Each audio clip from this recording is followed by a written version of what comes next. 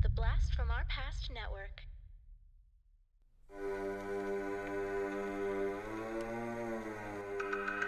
Podcasting After Dark presents TV Obscura, a deep dive into underrated and unknown television shows from our youth.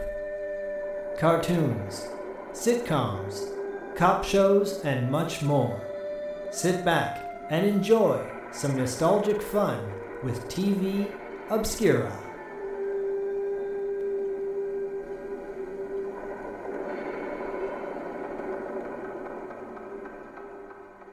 What's up, everybody? Welcome to a special episode of Podcasting After Dark presents TV Obscura.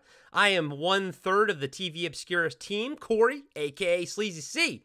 Joined with me, as always, my two brothers from other mothers, Zach, the Total Snackage Schaefer, and Diallo, the Armageddon Jackson. What's up, buddy? Oh, No, I'm just pointing. He's doing a Brady Bunch everybody. thingy. He's doing a Brady Bunch thing, even though this is an audio podcast. So that was only for us. Nobody can see the. Hey guys, did you see that? Did you see? No, we didn't. I thought he was giving me a signal that I fucked something up or something, but I'll leave it all in. Why not? And I said special episode of TV Obscura because we are joined by our other two brothers from other mothers up north. We got Dustin and James from Action Podcast, and this month is our first part of our Canadian TV Obscura, the Canadian takeover of our special spin-off TV show. But what's up, guys? Thanks so much for being on the show. Oh, well, thanks for having us. Yeah, I Canadian really appreciate takeover. it. It's about time that we invaded. Although Yes, I feel the South. I should have picked a true Canadian, due south. Yeah, but I was just thinking that. I wasn't was that an just American thinking show? about Due South. Yeah, it was an American show, I'm pretty sure. But Yeah, see, that's Yeah. bastardization. Paul Gross is a Canadian though. yeah. Anyways, we can get into that later. I love Due South. I love that show. So do So I. Canadian. Yeah. If you had picked Degrassi, I would have eclipsed your knowledge on that show. So It's coming, Diallo. You know it's coming. We're actually we should do a whole episode where it's just Diallo. It's just me. Diallo's Degrassi picks, and it's 3 episodes that he chooses from the three from episodes. I'm going all the way back to the start. Back Okay. on Kids of Pilot, Degrassi finale, Street. and something in the middle. We Yeah. used to But have it's to all watch. Diallo. They used to make us watch episodes of Degrassi in high school In class, about yeah. to learn about things you shouldn't do. I've never like seen a single Yeah, episode. James is younger than me, so there's going to be some generational divide here. There's like a 25-year gap between Dustin. 5 years. Wow. Okay. Yeah. It's almost as bad as Corey not seeing Roadhouse. Holy shit. About a year ago. Launching an entire month of Roadhouse, but Had to make up for it, eh? but yeah, that's 2 months in the past. We're in the present, baby, and this is November, I guess. I don't know. It's not even October yet, but we are way ahead right now. This episode will be coming out in November because we've already recorded our Halloween episode, and none of this matters to the listener right now because they've probably already heard that one. But before we dive into these incredibly wholesome, at least 2 of them, TV shows that you guys pick. So guys and gals, this is our part 1 of the Canadian TV Obscura, and the guests are picking the shows for us to watch. Next part will be the Talking Back Boys, and same thing will apply to them. But for now, the Action Boys have a podcast where they rank every single action movie out there, but yet they pick the most wholesome TV shows you could possibly imagine. So before we dive into those shows and discuss what they are, why don't you guys tell us and all the listeners out there what Action Podcast is and what you guys are doing, what you guys are hoping to accomplish over there besides going insane watching every single action movie ever made? Well, Corey, I'm glad you asked because we are the only action movie podcast, and don't look it up. Don't check that. this. But we are the only action movie podcast that ranks all the action movies from best to worst, and there's a lot of worse. But yeah, we just watch every action movie. put them on our list. Whether we agree with that list a week from now, it doesn't really matter. That's just where they are. So It's in stone. It's in stone, and one day we'll go back and we'll rearrange it. But mostly we're just too lazy to do that. So, yeah, that's about it. We just hang out and watch action movies. And where can everybody find this ongoing and growing list? Letterboxd. Yeah, List lives on Letterboxd, and we hang out on Instagram a lot. Action Podcast. Well, too. Dustin does. I do. Yeah. Yeah. I know. Whenever I'm talking to Action, I'm talking to Dustin. And, might I recommend Dustin's personal letterbox is great. And I actually use his reviews on when I buy Blu-ray sometimes. I kind of cross-reference other people's reviews, but yours is sort of the nail in the coffin if it's going to kind of go one way or the other. Wow. That's going straight to his head. Yeah, it is, for sure. Okay. All right, settle down, guys. Settle down. So normally there's three of us. John, my brother, he's also on the podcast, but Sort of. I don't know. He basically threatened for 4 years to quit, and basically he's been threatening to quit since we started. Yeah, so. he quit. It was a long time coming. So we have him back on periodically, but yeah, that's about it. Okay. Action Podcast. It's a part of the BFOP network. So check it out. And I'll, of course, have links in the show notes and everything for the podcast and to their letterbox and whatnot. And I implore everybody to go check it out. Real quick, before we kind of get into each individual one, I'll list off the 3 shows that we are going to be covering this month. The first one is The Littlest Hobo, or as I like to call it, The Littlest Heckin' Good Boy. And then we have the cartoon The Raccoons. Then finally we have You Can't Do That on Television, the only show that I knew from all 3 of these. Yeah, I figured you guys might know that one. Yeah, because AKA let's demean Moose every single episode. Moose. AKA where Nickelodeon's Slime came from. It all started here with that show. But, wow. But we'll get into it. We'll discuss everyone's familiarity with these shows and everyone's background with them. But let's start off with The Littlest Hobo. The Littlest Hobo is a Canadian television series based on the 1959 movie of the same name. The series first aired from 1963 to 65 in syndication and was revived for a popular second run on CTV from 1979 to 1985. The series revolves around an extremely intelligent German Shepherd, the titular hobo, who wanders from town to town helping people in need. So it's kind of like the plot of The Incredible Hulk or Werewolf. James, definitely see the Hulk comparisons. Yeah, sorry. Of course. So guys, Werewolf. kick it off and let us know what the background of this one is. The nostalgia for this show is for you guys. Well, for me, it's back when I was a kid, I only got like 2 or 3 channels, and this was one of those channels. So Littlest Hobo, to me, it's just a kick-ass dog that's fucking shit up everywhere he goes. Oh yeah. For me, he's like putting people in their place. Like, I mean, London's badass, man. That's the name of the dog. If The you don't dog know. that plays the Littlest Hobo. Yeah. Yeah, I mean, I just love it. The song, every time the song came on, loved it. Yeah, the song is like, if you're Canadian, like almost everybody, at least from a certain generations, that song is just ingrained. Yeah, you hear that song, you know exactly what it is.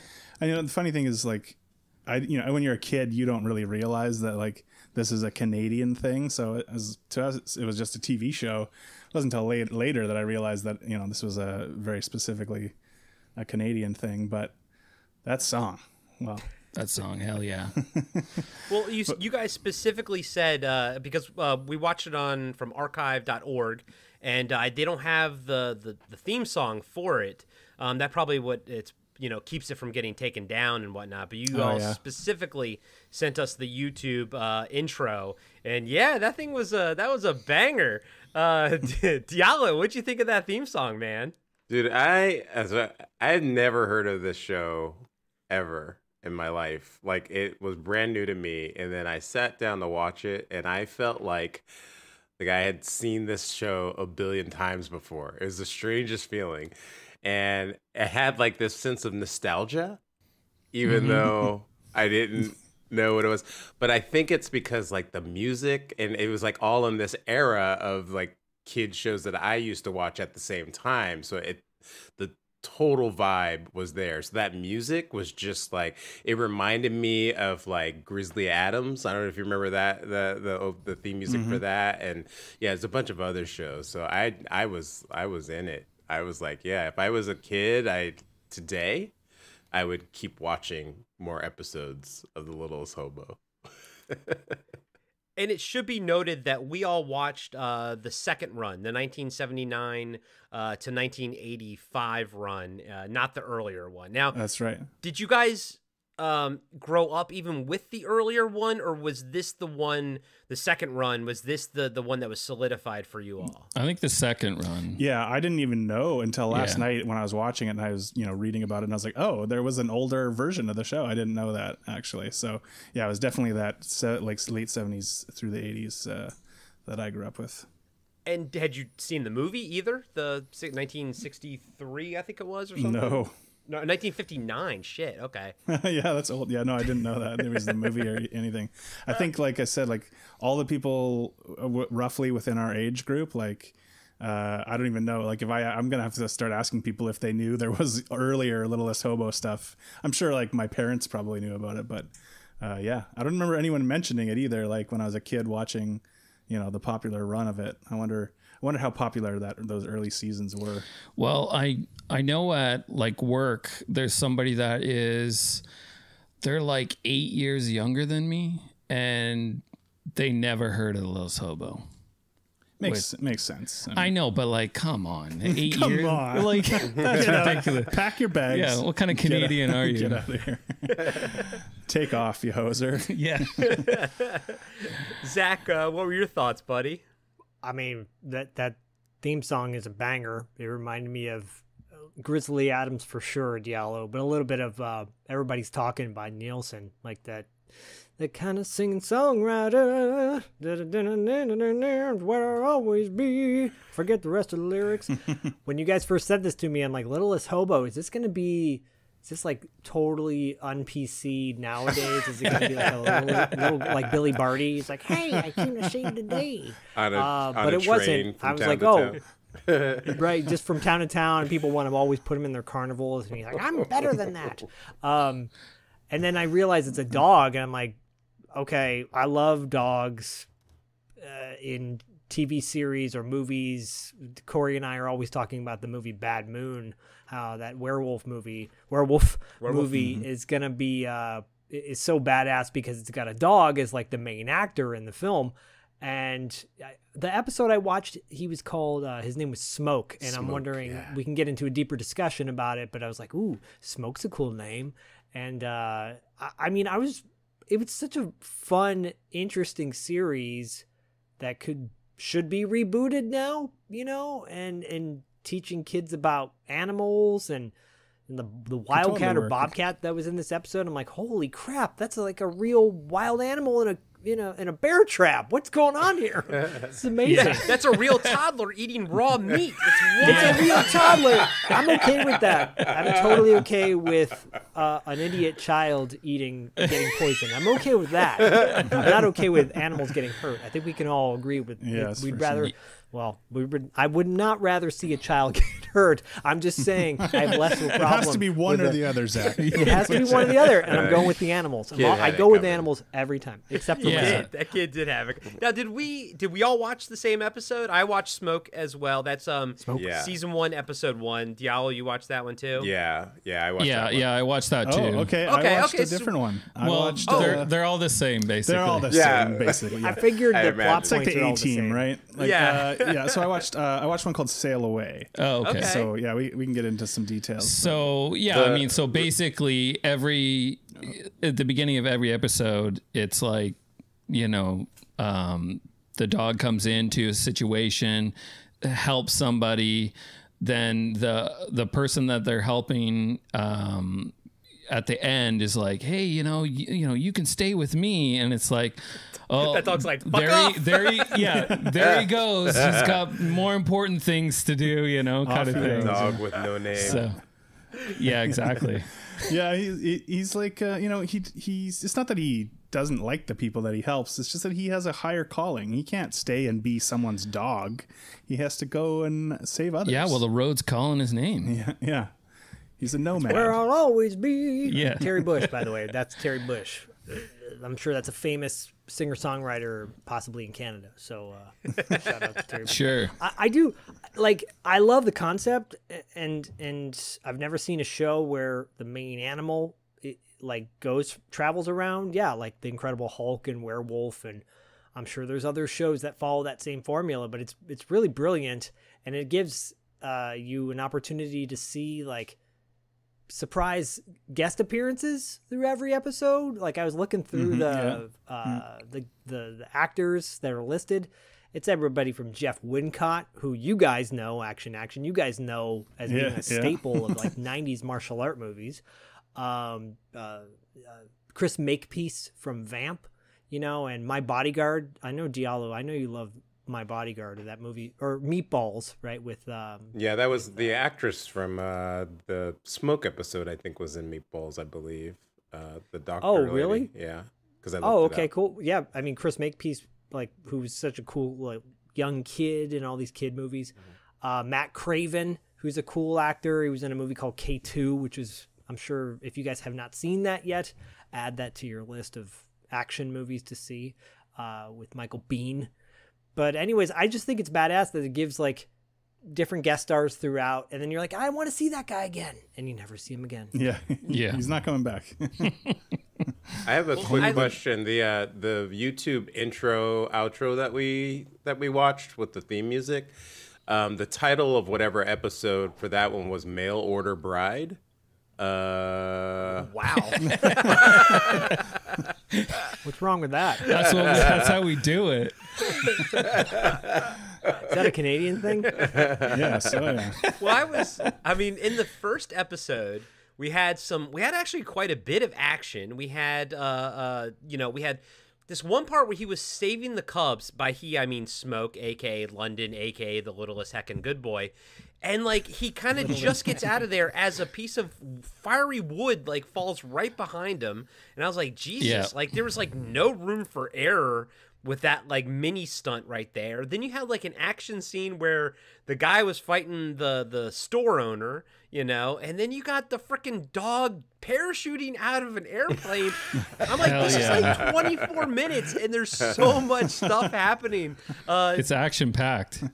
Is every episode that action-packed, or is it just because that was sort of the pilot for the second run and everything? They kind of had to stack things in there. Yeah, I don't know. I mean, the one I watched, I don't think was as action heavy as from what you're describing. There was some stuff involving a boat and a girl who was drowning, and he had to get a line and get her to grab it, and then he has it in his teeth, and he kind of drags her to shore. Some stuff like that. He helps a little toddler who almost goes away on a little tiny sailboat, and he has to grab the rope and pull the kid back to shore too on this boat and stuff. But what's going on up in Canada with the toddlers? Because in this episode, the dad just, like, goes back into the store, but just literally just leaves, like, his 1-year-old toddler on the ground outside instead of, like, carrying him with him. Oh, yeah, well, I mean, that's what we do in Canada. When I was a kid, my dad went into a gas station or a corner store or whatever, and he left me in his truck. And apparently I got into the driver's seat and I put it in drive and rolled luckily very slowly into the front of the store. Didn't go through the glass or anything. Yeah. You're like, I did that yesterday. I did that. I remember getting in trouble for doing that once. My mom went into the bank and I let the emergency brake go. The car rolled. Oh, yeah. No. Wow. This was in the 70s when I think they just let kids wander then. Live and let live. Yeah, I mean, or live shit and let happens. die. Or I think we mostly died. It really makes me wonder, children of the 70s, because I'm late 70s, obviously, too, and like, did parents just not think about that stuff? I mean, you know, in the front seat without a seatbelt on, no, he'll be fine. Like, then all these terrible things happen, like your child almost Smoke drifts in the away on car a with your boat and kids. right? It blows my mind that that this was more like believable back then, because this shit was going on back then. This stuff was happening back then. So, you know, where were the dogs? They were not anywhere to be seen, as far as I know. You know, They weren't helping out these kids. no. I mean, it's like a public service announcement, the show, right? So it's like Totally. it's like teaching kids, like, hey, your parents are fuck ups, and they're gonna let you eat raw meat and shit like that. Poisoned raw meat. Poison, yeah. Yeah, poison raw meat. I believe it was a pate. I think that's Yeah. a fancy way of saying raw meat. Beef I was tartare. like, I mean, you know, they may be able to like counteract the poison, but I mean, that kid's still getting worms, right, from eating that raw meat. Oh yeah. That was disgusting. I think he actually that was actually really like a small little piece of raw meat that little kid kind of put Yeah. into his mouth. They're gonna be putting tape over his butt at night to make sure there's not worms in his butt. That's how you do it, by the way. You put a piece of tape over a kid's butt, and then you check it, and the worms are like stuck to it. That Oh, that's Awesome. graphic. Thanks, Zach. First-hand experience. I don't know. It doesn't come from experience. It comes from a mutual friend, Diallo, who hold on for one more day. Who had that happen to her kids. Okay. And, Wow, okay. She's like, "This is how you test. You put a piece of tape over their butt, and you check it in the middle of the night, and there's worms stuck to it." And I'm like, "Oh, what?" Just Good Lord. Ooh. Okay, so So Little Hobo. So the little Hobo, hobo. guys. I did want to circle back to what Diallo said earlier about how, even though, and I kind of felt the same way, buddy, like, even though I'd never seen the show, it felt nostalgic to me because it felt very much of its time. And that's not, that's not necessarily a bad thing, but it felt like it was familiar to me when I was watching it. So that kind of, like what you said, Diallo, kind of struck a chord with me there. Yeah. But were you getting vibes of like other 70s show when you were watching it, Diallo? Absolutely, yeah. So because I didn't quite know what it was when it first came on, so as it moved along, I realized that he was sort of like the wandering angel type character that was going to come and go. But at first, I thought the ranger character was like the star of the show, and he was going to be going around the forest and getting in adventures every episode. But it's that aspect started to remind me of like I don't know if you remember the show called Gentle Ben. It was like they were in the Everglades or something, and there was a bear on a swamp vehicle. It's like really weird juxtaposition of like images there. I got a little bit of a vibe of like Flipper, the I think it was like 60s or 70s show. And then with the whole dog part, like coming and going and getting in adventures, there was obviously Benji was really huge a few years before this, because this was like 79, I think, or I think that was the first season, was 79. yeah. And then so there was like at that time in the US, I remember Lassie. there were quite a few shows like Lassie. There was a show called Here's Boomer that was kind of on the same. There was a movie called don't ask me why I know what this movie is called, but it's called Hambone and Hilly. And it's like a dog and a cat like going across country getting in it. So there was like a whole genre of that stuff going on around that time. So as I was watching this, I was like, oh, I could see how that would have been put into production to like capitalize off of like this genre that was generating viewers at the time. So yeah, it felt. I mean, I was thinking like Shazam, which we did in one of our earlier shows. Like I felt that too, So it just, it felt very much. I can't say I've heard of Hambone and Hilly. Yeah, no one has. No one has. I've never heard. But Lassie for sure. I see the Lassie comparison. Definitely. Was Hey Boomer a sequel to Go Brandon or something? Oh wow, yeah. No. That didn't track. It didn't get renewed. No, thank God. No. So, Dustin, was this an after school show or was this like a Saturday morning show? I don't think it was Saturday morning. If I remember right, it was more of an evening show. I think it was like after school. Yeah. It's hard looking back now, but yeah, for some reason I remember it, definitely not a morning show, afternoon or evening kind of thing. Because to me it was like a family show. Like you sat down with your family to watch the Little. Well, you only Solo. had one TV, right? Well, I did. Yeah. So you're rich, but I only had one TV, 3 channels, right? So it's you either everyone's watching the Little Sobo. You watch that until your dad comes home and wants to watch the news or some shit. Right? Yeah. Get out of here. Get the fuck out. And of here. You guys said it was on CTV, right? It's on CTV. Yeah, CTV, which is still around up here. Is that a I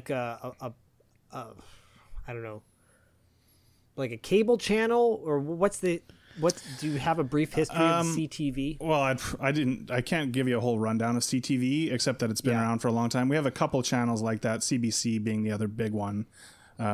It was always CBC and CTV though. Those were the big two. Yeah. And then for kids later, there was like YTV, which is where we had, you can't see that on television, you can't do that on television, which we'll talk about in a bit. But, so we had a few channels like that, but we also had, most of the big channels that you guys had, right? So most of our programming, it was American growing up or from the US, but we just have these few, we have the CRTC, which they are like a governing body that makes sure there's a certain amount of Canadian content on the air, on the radio, what have you. So, we also grew up with hearing Canadian alternative bands in the 90s that you guys have never heard of, because we heard like Nickelback. Well, unfortunately, everyone heard of those guys, but we'd get stuff that didn't probably make it over to you guys. But we would hear most of what was popular from you as well, right? Coming from your country as well. So it's kind of interesting in that way. We're exposed to most of everything that you guys were exposed to, mostly, and then also we have this other thing that's just like, oh, by the way, no one knows this exists except you guys in this country, right? Well, I'll just say really quickly, growing up in Michigan for the first few years of my life, we had the CBC channel there, I think, because we were so close to the border, right? Yeah. And that's where I watched Doctor Who for the first time, because it was broadcast on that channel. So it to me, I was always like, is this a public broadcasting network, or is this like a commercial free kind of thing, or is this just like a typical network, but it's just in Canada? Yeah, no, it just looks like a typical network, except it's Canadian, right? Like, so it's the same thing. There's commercials and whatever. It's not like PBS or something like that. But CBC is funded by the government completely. Yeah, CBC like is PBS government funded. was. Yeah. Yeah, when I was growing up, they would put a ton of Canadian programming on PBS, on the PBS station. Yeah. That's how I watched Degrassi and a bunch of other random Canadian shows that at the time I didn't know that they were Canadian. They was just coming on PBS, but then I started to pick up on like the way they said certain words, and then I was like, weird regional accents and stuff. And I was like, it's tomorrow, like Tomorrow? like all the boot and all that stuff. And A then I was boot, like, yeah. And then I was like, but yeah. And then when I went to school in Vermont, also we were close to the border, and that's when I discovered like you, Zach, like we saw CBC, CBC, and, a couple other things. So. Yeah, it's CBC is an interesting channel. Yes, like as James said, it's funded by the government, but like they would have a mix of like news and like culture kind of programming, documentary stuff, but then there'd be shows for entertainment as well. And like Hockey Night in Canada was the biggest thing forever. It was on the CBC for years and years. Every Saturday night you gotta. Yeah, so as a kid, CBC was it was like the after school shows, like something like The Littlest Hobo, but That was on CTV. But then you would have the news. But then you'd have Hockey Night in Canada, which was Saturday night. And then Sundays you'd have the Wonderful World of Disney, where they would play a movie, and so it was kind of CBC was, especially if you're poor and you only get so many channels, that's like where you go for everything, basically. Yeah. It's your one-stop shop. Nice. Was Voyage of the Mimi Canadian? You remember that show, Voyage of the Mimi? That was out of Massachusetts. That was out of Boston. Okay. Oh, gotcha. Okay. Wasn't ringing a bell. Yeah. Voyage of the Mimi is where Ben Affleck got his start. So okay. We'll bring that up. It's an educational show. If I ever meet him, I want to say you were the bomb and Voyage of the Mimi, yo. Yeah, dude. And at that point, that's when Jennifer Lopez pushes him out of the way, walks up to you, and gives you a big kiss on the lips. That'd be great. Actually, I don't know if I want that. C.T. Granville was his name. Seems too complicated. And your lips start tingling and you start growing. Never mind. All right. On that note, to wrap up our Littlest Hobo discussion, we'll go around and just sort of say, what you think about it now and everything. What you think about it now, huh?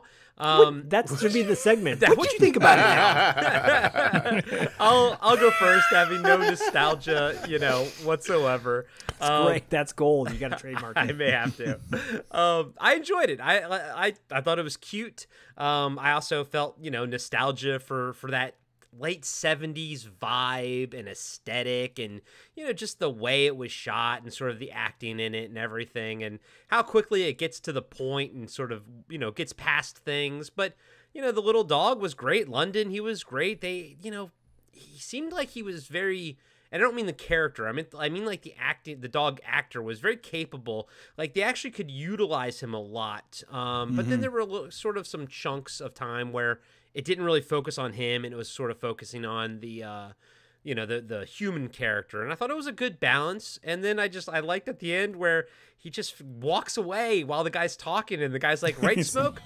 He goes, I guess Smoke went back into the woods the way he came. And I was like, man, this is so cheesy, but in the best way possible. Really, truly in the best way possible. It's cheesy.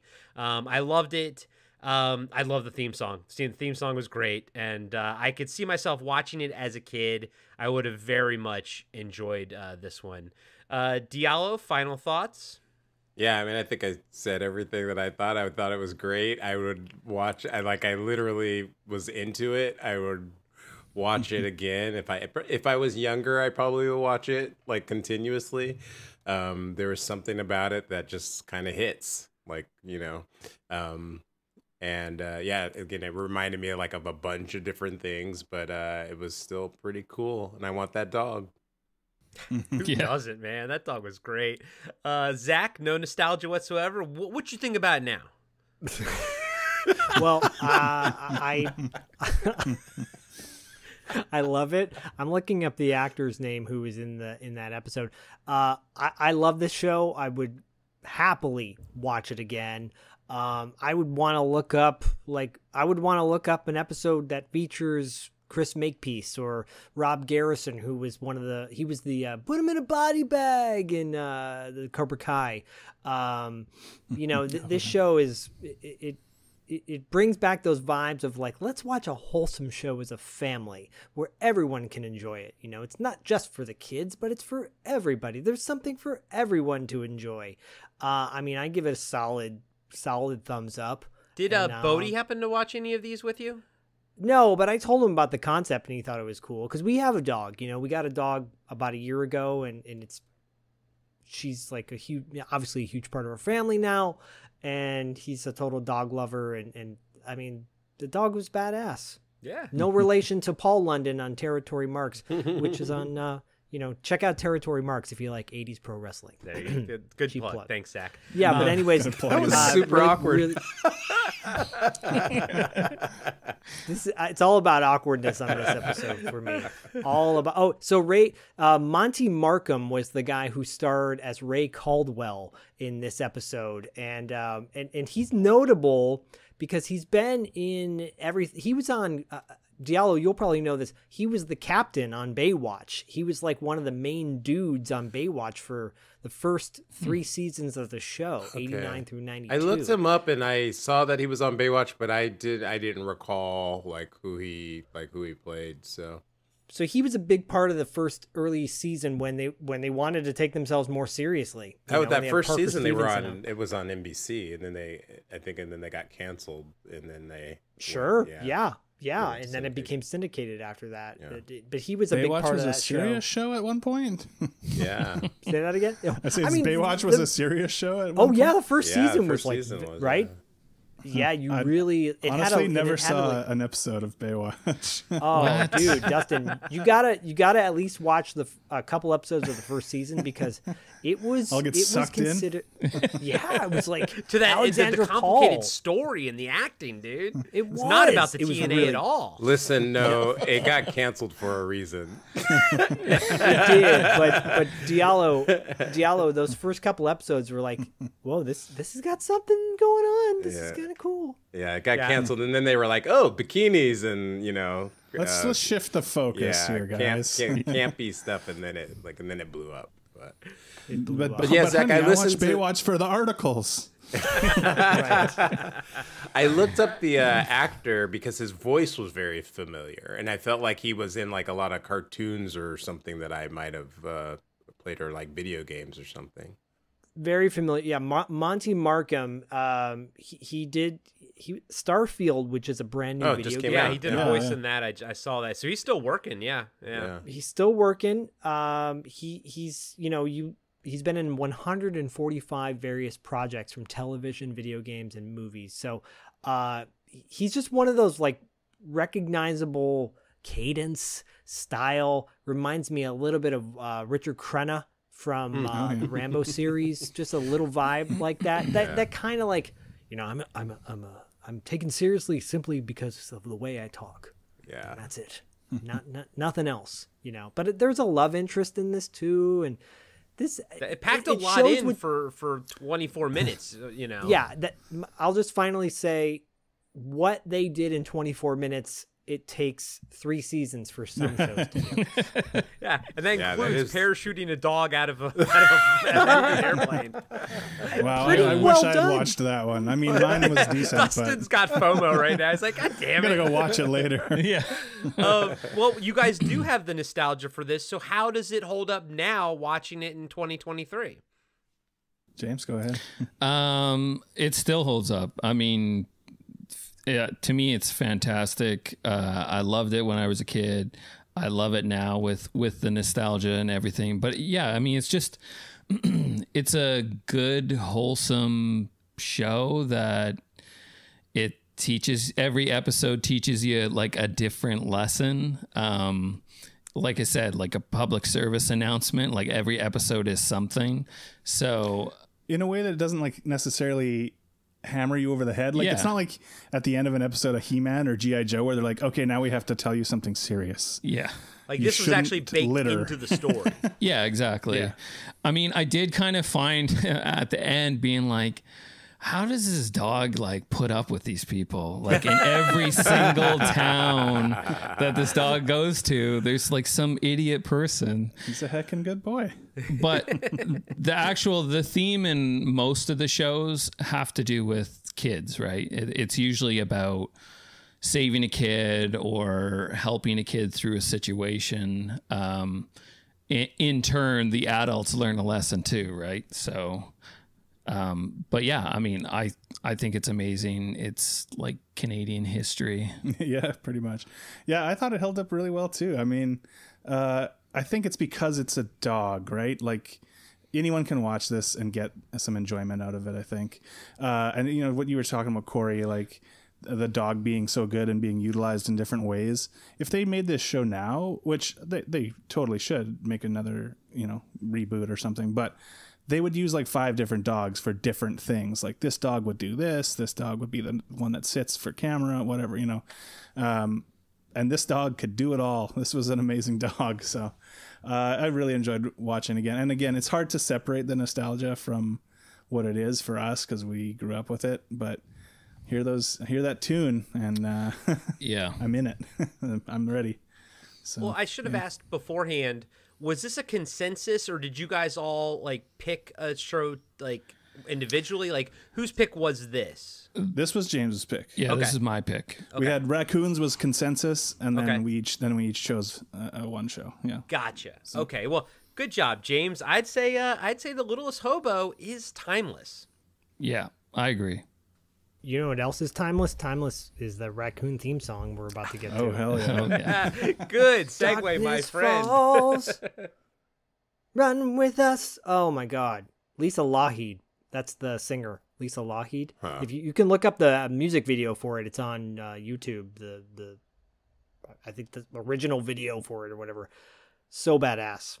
I've never actually watched the music video. I've only just gone on YouTube periodic. Every couple of years, I'm like, oh, gotta hear that raccoon song, and I'll just go on YouTube and I'll watch. And somebody's cut a clip where it just shows all these scenes from the show with that song running. Yeah, this music video is amazing. You got to check it out.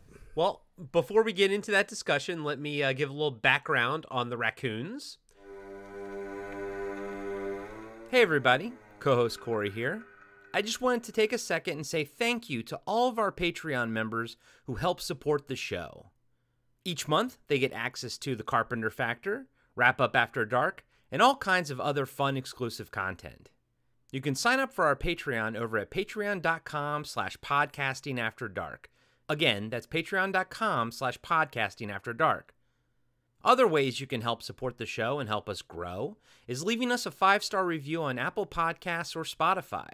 We also have a merch store where you can pick up a t-shirt or two, as well as some other fun items. You can find every link to our podcatchers, to our merch store, to Patreon, everything at podcastingafterdark.com. That's podcastingafterdark.com. Now back to the show.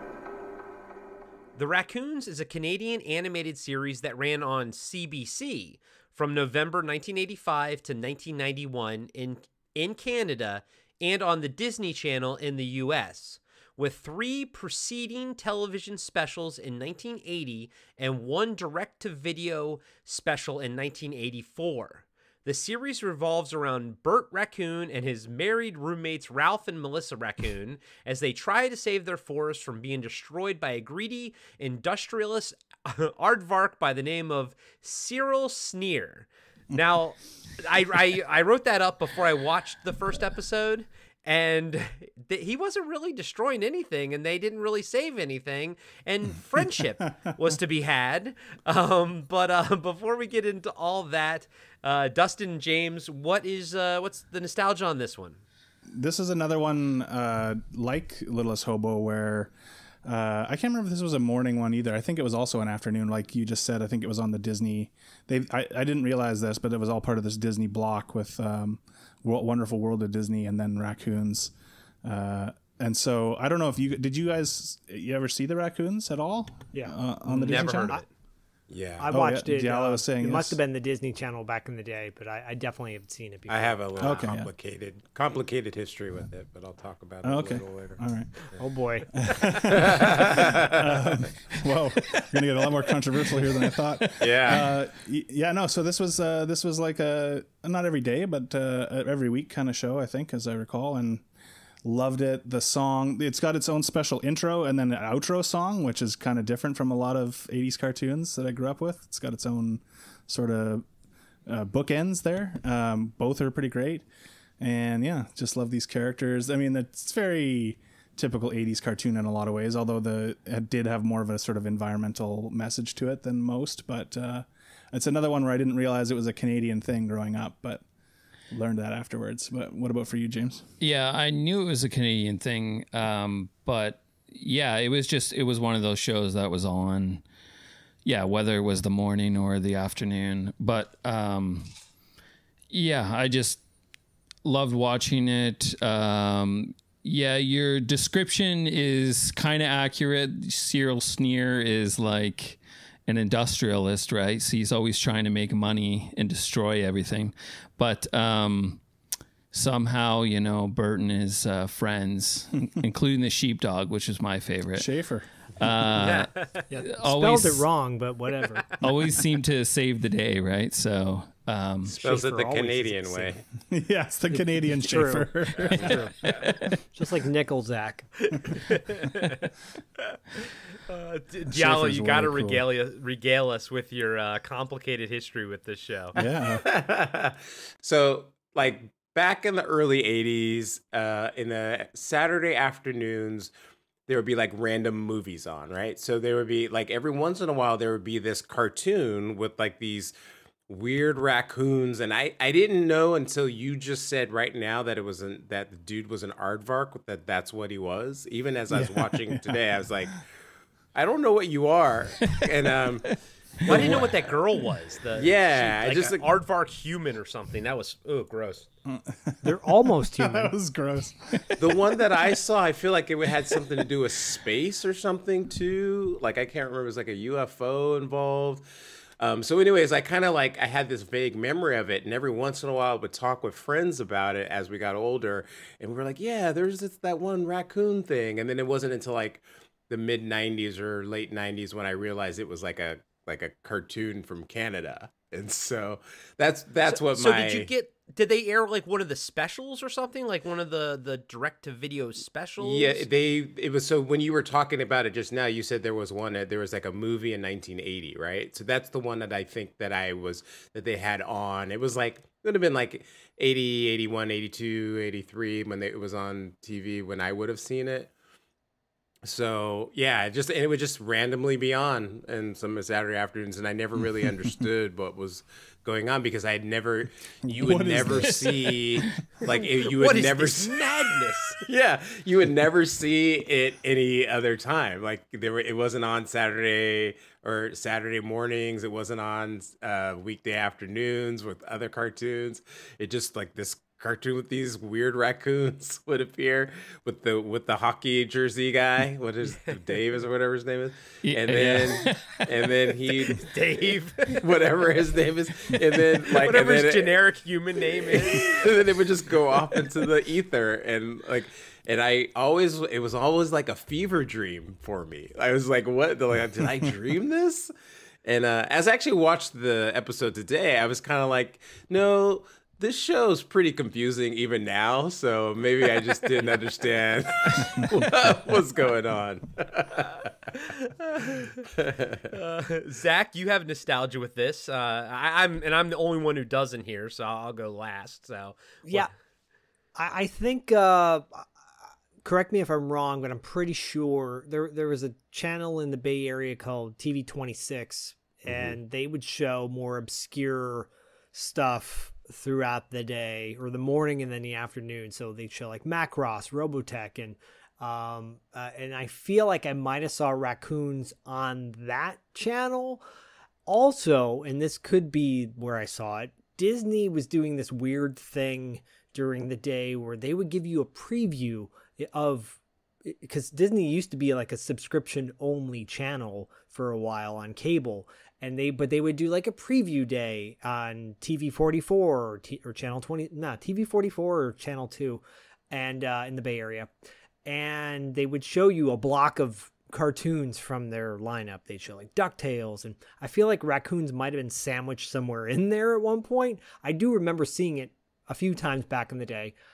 I don't think I was necessarily bugged by a lack of plot or lack of story, because one of my favorite cartoons, Spartacus and the Sun Beneath the Sea, was so random, so trippy, but the visuals always hooked me. So the visuals on this hooked me. It reminded me of a little bit of a fusion of like Dr. Seuss animation in the 80s and the Pink Panther cartoon from the 80s as well, with that aardvark.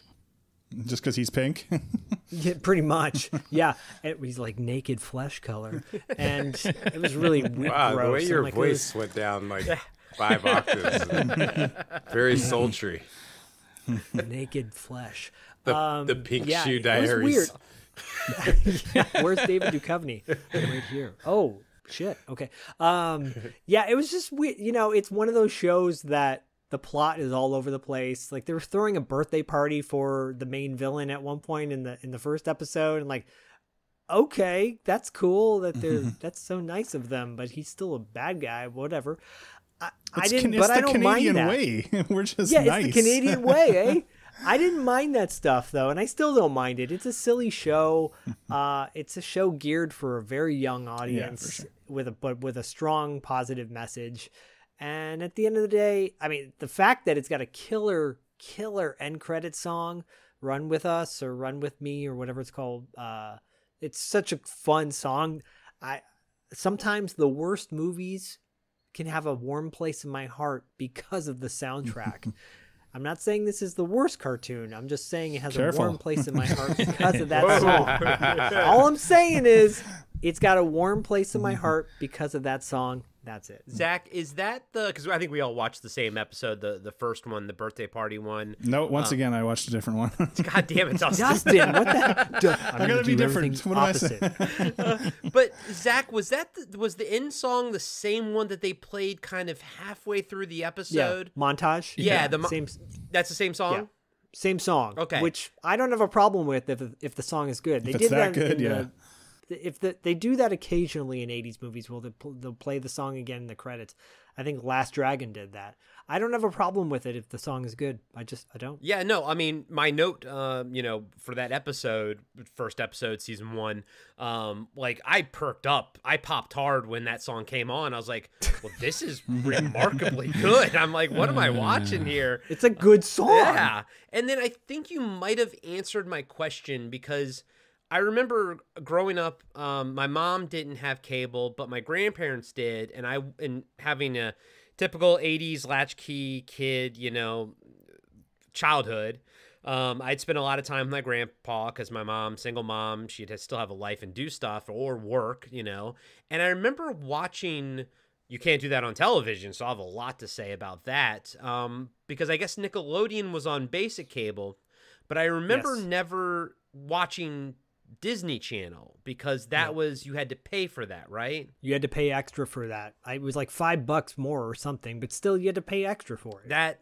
so a whole sort of piece of the puzzle kind of falls into place in my head now, as to why I never watched this back in the day. But watching in our house, it was either HBO or Disney, and like, we're gonna get HBO. Yeah, of course. Disney. The same reason why I haven't watched. Disney That's why I never watched Rebels and Clone Wars, and people always get on my case about that. So whatever. Well, now you have Disney Plus, so you can watch them all. But I don't have 54 hours Yeah. to spare. This is true. This is true. Now when you got to go down and watch all the Littlest Hobo episodes. Yeah. Right. But Hey like, Zach, just real quick. This is a little off topic. With TV 26. Do you remember Danger Mouse? Did you ever see Yes, that? of course. Danger Yeah. Mouse, And Diallo, Banana Man. Danger I used to Mouse was watch on Danger Nickelodeon. Mouse. I watched Danger Oh, Mouse. was it? Did you guys It watch was. Danger Mouse? I did, Action? yeah. No, I didn't. So did. it was I did, Danger yeah. Mouse, and then they would have Banana Man on there as well. Yeah. Banana And they would That sounds familiar too. Banana Man's about a kid named Eric who eats a radioactive banana and turns into Banana Man. It's amazing. You should look it up. And the Duckula, Count Duckula. Count Duckula. Yeah. But TV 26 also showed Danger Mouse in the morning, and yes, Diallo. So you But just Danger Mouse was sparked not a memory. a Canadian cartoon, right? I think it was a UK cartoon. BBC. Oh, that was British, Yeah, I BBC. think. Yeah. Okay. Yeah. Thames. The Thames. They had the Thames logo at the end. It was like the Thames was the name of the production company, I think. And so, like, I guess back in the day, Nickelodeon was just bringing in just cartoons because Nickelodeon was a U.S. based station, right?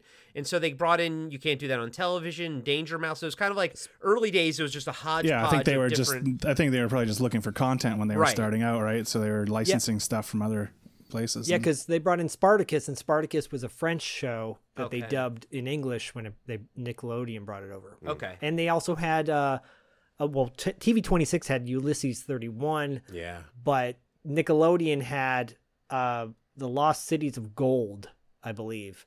And that's also, but those were Japanese Yeah, Ulysses 31, yeah. animated show, Yeah. Ulysses 31. And they also had Captain Harlock Yeah. channel Oh, I remember 26. that. I think Nickelodeon had that too. I kind of remember Captain Harlock as well. And they Nickelodeon, Nickelodeon was super edgy back in the day. They had some good shit. But kind of going back to this one. Yeah, Sorry, raccoons. Back to the edgy show, the raccoons. It's just like all these memories are getting sparked. It's like I gotta. Oh my God. And that's why we do this show. It's why great to kind of go down memory lane. It made me go down a rabbit hole earlier when I was talking to you guys about like shows we could do. So, anyways, but it was nice to have it be so wholesome. I mean, because we a lot of the cartoons we cover on this show, you know, like Spiral Zone, you know, we love it because it's so dark and violent. But on the flip side of that coin, it's nice to watch something like this or Sectors and stuff like that. Zach, like the opening of Sectors, the opening of Thundar the Barbarian, the entire world gets destroyed basically. But to actually watch something this wholesome and like the first episode, you know, the main bad guy, Cyril Sneed, thinks that these raccoons are going to attack him. And he does all this stuff to kind of like stop them and thwart them. There's actually some decent humor in it. I was like, oh, that was actually kind of funny. Like I said, the music was fantastic. I was like, oh, this is impossibly good. There's no need for this to be this good. Yeah. But then at the very end, I thought it was just going to be kind of like a, you know, misunderstanding sort of thing, but it was actually a ruse to give the villain a surprise party by everybody. And I'm like, this is fucking amazing. Like, this is fucking wholesome, and I love it. And like my cold, dead soul, like I could feel like a little crack, you know, like kind of started to Grinch. you know, like my heart grew 2 times that day, you know, and I was like, this is nice. You know, I don't think young me would have even appreciated that because we've all discussed it by now. I was already too ruined by aliens and RoboCop and all that kind of stuff. Edgelord kid. As you know, it's already gone. But old me, like I can be like, you know what? That's nice. That's freaking nice right there. Well, you just opened up a memory for me because I was that kid too who's like super full on G.I. Joe violence into like the storyline and with my own figures, people dying and then almost dying, et cetera, et cetera. But then I watched David the Gnome, and I was like, oh, you know, but I wouldn't talk about it. Yeah, with you my don't want to friends. tell I wouldn't people talk that. about That'd be cool, raccoons. You don't talk about raccoons with your friends, Right. but you secretly watch it because at the end of the day, they're all secretly watching it, but we're all like, oh, we got to grow up. We got to be tough. Now I watch it. I'm like, that's super cute. David the Gnome, by the way, we'll bring that to the show down the road too. It's like, that's nice that there's these shows. Because the kids shows now, which are popular, that have a wholesome, positive thing, don't have that mellow vibe to them. There's a few. There's one called like Sarah and Duck that's super cute for little kids. Oh yeah, that's a cute show. That's a cute show. It's quiet. It's mellow. But most of the shows are like, you know, Bluey and Paw Patrol and Bob the Builder. Bob the Builder's pretty badass, but like they're loud, you know, and there's always something going on and everybody's animated. Sometimes shows can be just quiet and just chill. And like Raccoons is not chill, but David the Gnome is chill. But there's this idea of like, we can have these nice shows. There's an audience for it out there. Clearly there is with raccoons. Disney thought so. I mean, I was watching G.I. Joe and Transformers and all that shit too, but yeah, I was still watching raccoons. I mean, I think, I don't know, maybe it was at least some balance there in the force or whatever, where like this kid is filling his head with all this trash and whatever. I mean, great trash, but here's something with that's like maybe teaches a little bit of a good moral value or something like that in it too, and that it can still be entertaining to kids, can be funny, have some action and whatever. Sorry, go ahead, Corey. No, I was just this is a consensus show, so you guys both picked this one, and I know, you know, there's a little bit of an age gap between you guys, so but both of you guys grew up watching this one. Yeah, I think it must have been in syndication too by the time like James would have seen it, right? It was still going. And it was on, 5-6 years, I think you said, right? So I don't know how long I actually watched it. I might have fallen off and then he might have come along later and started watching it kind of thing. Like, but it's still on. Yeah, it was kind of like one of those shows, like it was just on, right? So yeah, I mean, it wasn't like it was my favorite show, but it was like everybody watched the raccoons. It was just kind of one of those things. I just also found out that, you know, I did go on the archive to watch it, but I just happened to watch a different episode. But then I just found out afterwards that it's actually on a streaming app that we can have here. Crave, James. Oh yeah. It's on Crave. Weird. All the seasons are on there. My wife was so excited when I told her. I think she's in the bedroom right now watching Raccoons.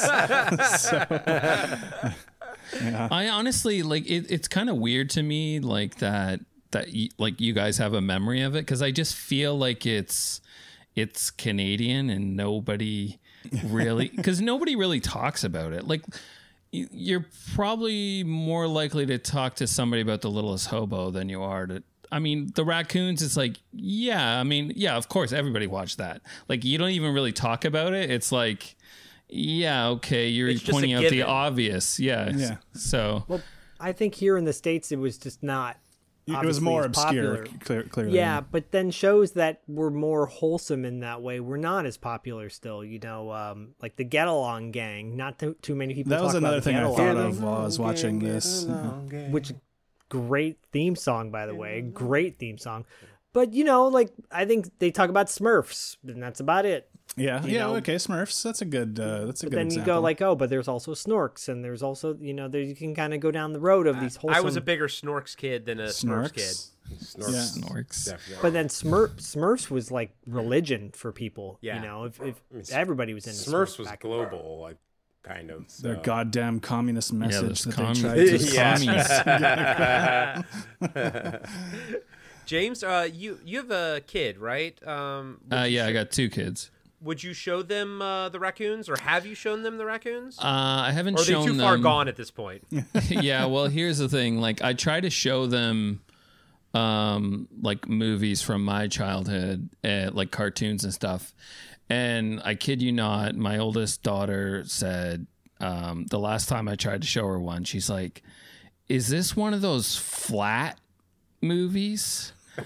And I'm like, flat? They're like, yeah, like the artwork is flat. Oh, I'm like, man. I'm like, I'm too old, I guess. Oh, is this one of those flat earther movies? Yeah.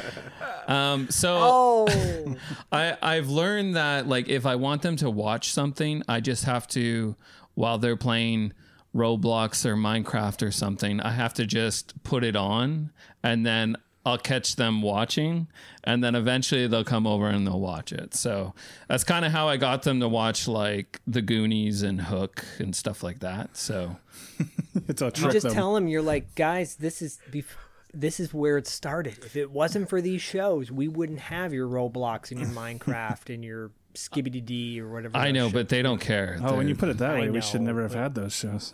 Don't give up. Yeah. Don't give up. Let's go back in time.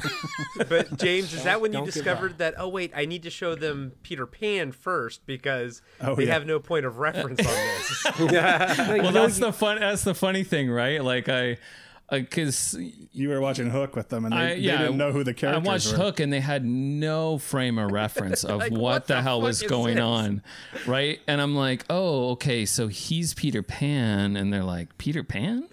You're like, what the fuck no is that? idea, no idea. I mean, That's, I how, blame you that's for that. like Yeah. when I'm watching Ahsoka. Yeah. And you're like, who is this? Ezra, what the hell is Who an these? Ezra? Who are these people? Well, I kind of had that experience when I was showing my nephew. He's 8. I showed him Raiders of the Lost Ark, the first one, Indiana Jones, and halfway through the movie, he's like just sitting there. He's like, he says something like, "Why is this guy so happily killing people?" And he's so happy doing it. And I was like, you don't know anything about Nazis, so I don't want to like get all into that with you. I was just like, just know that these are the worst people that have ever existed. But like, he had no point of reference to that, to it. And to him, it was just all bunch of white people killing white people. And he was like, I don't know what the fuck this is, And I'm like, But also in the "Oh." 80s in movies, we just killed people because it Yeah. was fun. And he was, Yeah. but he was more thrown off. He was like, "Why is he so happy doing it?" And I'm like, "Oh my god, Indiana Jones is a monster." But then Corey said, hold on, let me go get my double cassette version of Schindler's List and put it in the VCR. Let me give you some perspective on Now all you'll Here, of this. 8-year-old, enjoy. Yeah, but like with my kids, like I'm working up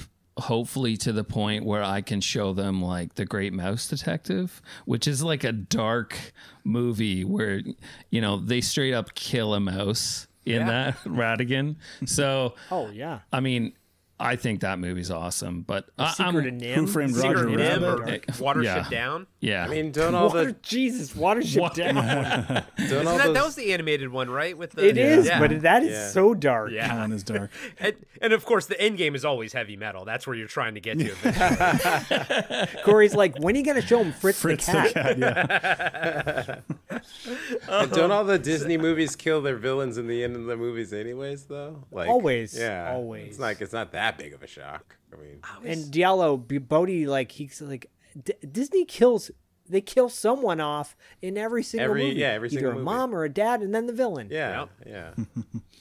I remember the the Tarzan one where they finally kill the guy at the end. You get like, and the lightning strikes, and you can see the shadow. Yeah, of him yeah, hanging there and everything. I was like, Christ. good lord. Yeah, a little mermaid Ursula gets Hell yeah. stabbed like through her Yeah. chest, and yeah, it's like Crazy. They go down Um, some brutal ways. So how did this? You know, we'll start with action boys. How did this one hold up now? Watching it now. Yeah, I mean, to me, it's kind of this nostalgia thing, right? Like, I wouldn't necessarily go back and like watch all of them, but if I come across it or I hear that killer song, then I was listening to it on the way here, so it definitely brings back memories. So. James getting pumped up for the show. Yeah, exactly, right? That and the Littlest Hobo song. So I'm sure people, if they heard me while I was driving, they'd be like, "What the fuck's with this guy?" What kind of metal is that guy listening to? Yeah, Is that Nickelback? For me, I don't know if it held up as well as Littlest Hobo because I feel like that just has a broader appeal. But I still enjoyed watching it again. Like the music is flawless. It's a fun show. It's goofy. I think, it's one of those ones that every once in a while I could throw an episode on and enjoy it. My wife is probably going to binge the whole thing now. But yeah, it's not one that I'd probably, like James was saying, I probably wouldn't sit down and watch a whole season of it or anything. But it's a nice one to check back in with now and then. Dustin, did your episode have any other like song interludes in the middle of it, like this one did? Not that I recall. No, the one I watched was about them playing baseball, and Bert and Cedric Sneer both wanted to be drafted onto this baseball team, and so they ended up kind of competing against each other. Cyril was helping Cedric cheat and get, so he'd be really good to get on the team and stuff. I love that Cyril smokes too. Like, yeah, he's got a cigar. He's always chomping. chomping on a cigar, Cyril. And in terms of the overarching plot, it is about what you read at the beginning, but random episodes they'll just do other stuff and not really focus on that sort of main theme about the environment and stuff. But yeah, no, I think it's a fun show, and it's a good show for kids. Easily, you could show a kid this, and if they're not like James's kids and they hate flat cartoons, they'd probably enjoy it. Is it a flat cartoon? It's one of those fucking flat cartoons, Dad. You nerd. Loser. Loser. Diallo, what'd you think of this one, buddy? Like I said, it was like my memory of it was like a fever dream, and then I watched 2 episodes actually, because I watched the first episode and then I was like, I need to watch another one because I still don't understand what's going on here. So I just think my brain is not, for whatever reason, my brain isn't built to process this cartoon. There's like a lot of stuff going on. There's like pigs. There's like 3 little pigs. Yeah, the pigs. Yeah, There's the like pigs. sheepdog. There's like now I know that they're aardvarks, but I always thought that they were aliens. I have this memory of like I can see that. No, it's true. They don't look like aardvarks. Yeah. Especially the girl. She looks almost human except for the nose. Yeah. It's just the hair, and then there was the raccoons, and then there was like the sheepdog had like a sheepdog son or kid or something on one episode, and I didn't know what was going on. But I mean, come on, what is Goofy? I mean, yeah, but at least there was like one Goofy. Like there's all these things going on. Yeah. And again, my memory was like I don't know. I don't know what I was thinking, but I thought that they were. It was like a series of movies, and each time they were like in a different scenario or something. I don't know. So, anyways, that's why I watched a couple episodes because I was like, let me figure out what this is, and so it didn't really hit with me. But I also like can see time and place. It was probably very popular with people, and that's that. And no, Diallo, I'm kind of with you. I'm always thrown off on these, like any kind of worlds where Goofy versus Pluto, like why some animals have sentience and then some animals can't talk, like what happened there type of thing, Well, this one was because it was like it's in the forest, and that was what was throwing me all off. It was like, okay, I get you're in the forest. And you've got raccoons. I get it. It's called raccoons. But then it's I got the premise right there. Right. The title. But then it's like, you have pigs in the forest. The raccoons and the aardvarks and the pigs and the aardvarks. And then I was like, are aardvarks like where do the aardvarks live? I don't know. Do they live in? You're like, what is an aardvark? Yeah. Don't they live in Africa? Like I don't know. And then the sheepdog, and I'm just like, it's just chaos. And I was trying to, I couldn't figure out. I was like chaos reigns. I couldn't figure out like what was going on.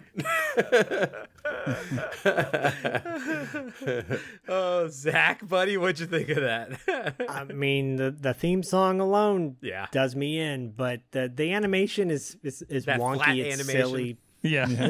It reminds me a little. There was a movie in the 70s called The Phantom Toll Booth, which if you've never seen it, you should check it out. It's very cool. It's awesome. It's based on a book. It's a great book. Actually, one of the best like children's books to read. And the animated film, it's Mel Blanc does all the voices of all the characters pretty much. And Butch Patrick from, what is it, The Munsters? The Munsters, I think is in that. Eddie Munster. Yeah, I think he's in that. It came out before The Page Master with Macaulay Culkin, so it's got, they bit a little bit off Phantom Toll Booth. Phantom Toll Booth is like a fever dream. It's about a kid who, it's a great movie to show kids and to explain why learning is cool, why learning stuff is cool. But there's like a bug in that doesn't look like a bug. There's a bee that really doesn't look like a bee. And the aardvark doesn't look like an aardvark in the raccoons, but whatever. He's got the nose. He's got the penis nose, so he's good rocking that. It's fun. It's silly. If these are the shows where like you don't have to make sense of it. We spend way too much time trying to pick apart these things and let it just be. It's silly. Raccoons is a silly show with a kick-ass song, and I don't think I've ever. Like outside of kid video, there's not too many shows that I can think of. And Spartacus has a great theme song too.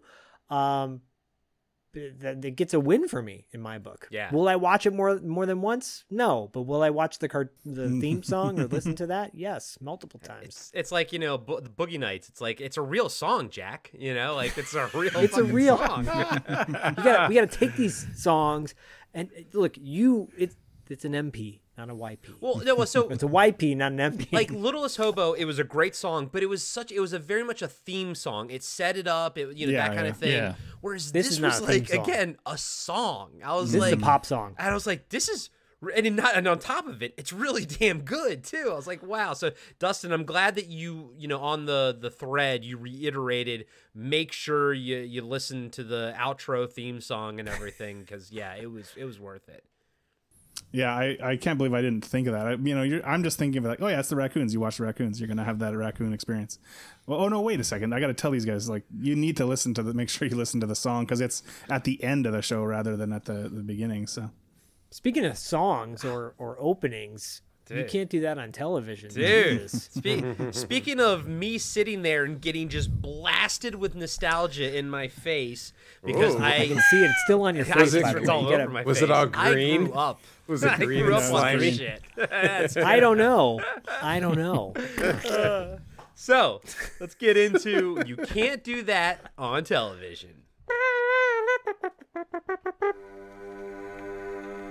Hey everybody, Corey here. I just wanted to let you know that we'll be right back after these short messages. Hey everybody, I'm Tim. And I'm Dean. And we're the hosts of Talking Back. We're a retro-based podcast covering movies, comics, video games, and more. Check us out every Monday where we hit the rewind button and dig into some of our favorite content from the past. We like to keep things fun, lighthearted, and informative. Do you feel like you need more nostalgia in your life? Then check out Talking Back. We're available everywhere podcasts are found.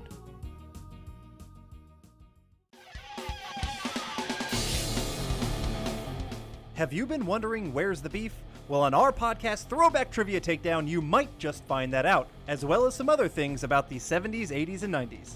We're a nostalgic-based trivia show that pits two challengers head-to-head in a duel of the decades, with categories ranging from movies, TV and music, to slang, food, and fashion. You're sure to get the best in retro-themed trivia. So strap on your jelly shoes, grab a surge, and walk like an Egyptian to your favorite podcast app and check out Throwback Trivia Takedown. I heard even Mikey likes it. And now, back to the show. You Can't Do That on Television is a Canadian sketch comedy series that first aired locally in 1979 before airing in the US in 1981. It featured teenage actors in a sketch comedy format similar to that of Rowan and Martin's Laugh-In. Each episode had a specific theme relating to the pop culture of the time. During the original US run, the show was seen on Nickelodeon, achieved high ratings, and is most famous for introducing the network's iconic green slime. The show was also notable for launching the careers of many performers, including Alanis Morissette. The show was produced and aired on Ottawa's CTV station CJOH, initially a local program.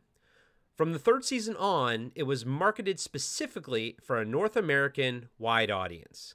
Now, I'm going to kick this one off, guys, because boy, oh boy, was this a part of my childhood. Like I said, I would watch this in Danger Mouse at my grandpa's house on Nickelodeon. And as I'm watching the chunk that we all had, I picked the one that was 1983, and I think that episode was entitled Media.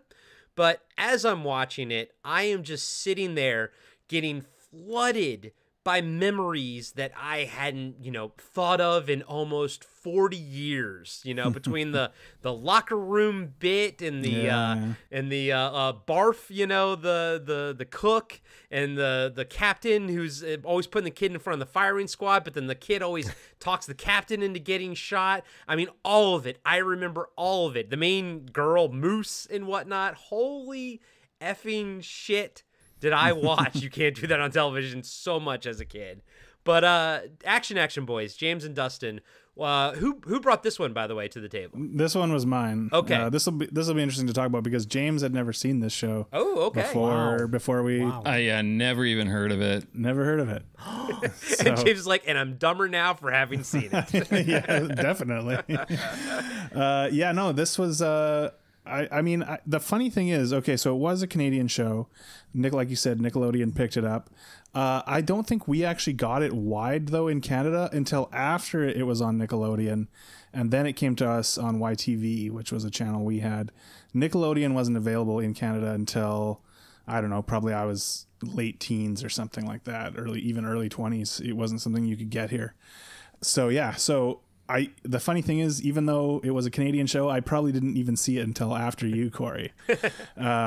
And again, it was a thing where I didn't know it was Canadian or not Canadian or whatever. It was just a show on TV that we thought was hilarious at the time. The height of comedy, fart jokes, barf jokes, yes, all that kind of stuff. And it knew its audience well. Kids getting slime dropped on their heads. Isn't there a water bit too? Yep, Would say if they water, said water, they'd get water. And if they said, I don't down. know, you'd get the slime. Yeah. And they did a mud bit in the episode that I watched too, so... Okay, so they really spread it around. I mean, the slime was probably the most famous, but as I was watching it, I did remember the water bit, and I was like, okay, I didn't know that they branched out into any more than that. Yeah, there's a lot of fluid going on. Yeah, lots of fluids. So I mean, we'll get into it, all that stuff, but like out of the three of them, probably held up the least for me in terms of the comedy, because this is very specific 9-year-old kind of comedy, but. 9-year-old from an 80s perspective. Yes, too. It's still fun to go back and revisit it. And yeah, like you're saying, Corey, the locker bit, Barf's Burgers, Blips Arcade, all this stuff. brings back a lot of memories for sure. Interested to hear what James thought about this though, because he had never seen it. Well, yeah, never seen it, never heard of it. I don't even know how I would even watch it unless one of the houses we rented, they forgot to disconnect the cable, and then we would watch, YTV or something. That was always fun because when eventually they would cut the cable, we'd go like, Dad, they cut the cable. Oh, we weren't paying for it anyway. So, yeah, never seen it. It kind of reminded me, which is not a similar show at all, which is another Canadian show, Street Sense. Oh yeah. Yeah. Do you remember that show? Yeah, I could see that. Just the kids presenting stuff kind of thing. It was more of like a consumer, like we're going to test out products. And they had like a bunch of different bits, right? Like fit for the pit and stuff like that. Right. But yeah, I mean, not my cup of tea. Gotta have the nostalgia to actually go with it. You just triggered in me really quickly. With this Kid Sense show you're talking about, Elijah Cuthbert or whatever her name is from The Girl Next Door. She used to be on her Canadian gal. Yeah, she was on a show called Popular Mechanics for Kids. Oh yeah. And I'm like, who's this? And Who's then I see her in The Girl Next Door. I'm like, that's the Popular Mechanics girl. Yeah. Oh gosh. Oh my. Oh gosh. But the premise of the show is so simple that you would think you would have seen it. We would have seen it since. Sketch comedy, but with kids. That's a pretty simple setup. I mean, didn't Nickelodeon follow it up? They had like All That and stuff like. You don't remember All That? It had like Kenan Thompson and I think that's similar. That was similar. It was like an SNL except kids kind of thing. Okay. Yeah. Which is where the Good Burger came out of that. Yeah. Oh, see, that's the thing. I've heard of Good Burger, but I never knew where it was from. And he's Kenan, he's on SNL now and everything. It's Good Burger. I missed all of that. That's the guy who produced all those shows, who was the dude in Better Off Dead and Head of the Class. He's been canceled. Yeah. And also there was a show in the, I think it aired on NBC. I think only the pilot aired, and you can catch it now on YouTube. It's called The Best of Times. It's where Nick Cage and Crispin Glover first got their start. Jill Schoelen is in it. Jill Schoelen from The Stepfather. But it's a collection of skits and vignettes similar to this, a little bit more like heartfelt. This is just straight, like this is as raunchy as you can get for a kid's show. For kids, there's some this is racy like stuff. This is like Mad Magazine, Garbage Pail Kids level kind of humor, right? And that's why it's rad. Diallo, did you watch this one growing up? But so we didn't have cable at my house, so the only time I got to watch it was when I was went up to my grandparents' house. I always looked forward to. I looked forward to going to my grandparents' house because we got to do all the fun stuff, like have sugar cereal, and my grandparents had cable, so then I could watch like all this stuff that like was outside of my realm of normally getting to see stuff. But that was one of the ones that I would love to see, but I didn't get to watch it frequently enough to have like very strong memories about. But I knew what it was about, like the slime and the water and all that stuff. Remember when I was watching the episode I watched, some of the characters were coming back to me, like the older guys and the Moose character and Moose and Alistair were kind of your mainstays in the early episodes. So I don't have like a super strong like nostalgia about it, but it was something that I do remember watching from time to time. So, Zach, like you, Corey, I grew up on this show. And it flooded me back with emotions watching it again. The intro, I realized, reminded me so much of Monty Python and the Flying Circus intro. Yeah. And I'm like, I forgot that they go into like a meat grinder, and it's so gross. It's really gross. Like this show, I remember it being gross back then, and kind of grossed out by the guy who plays Barf. He's like the one guy. Yeah, he's like every adult character almost. Right. But I remember I'm like, man, he used to kind of creep me out in a way at times. Yeah, me too.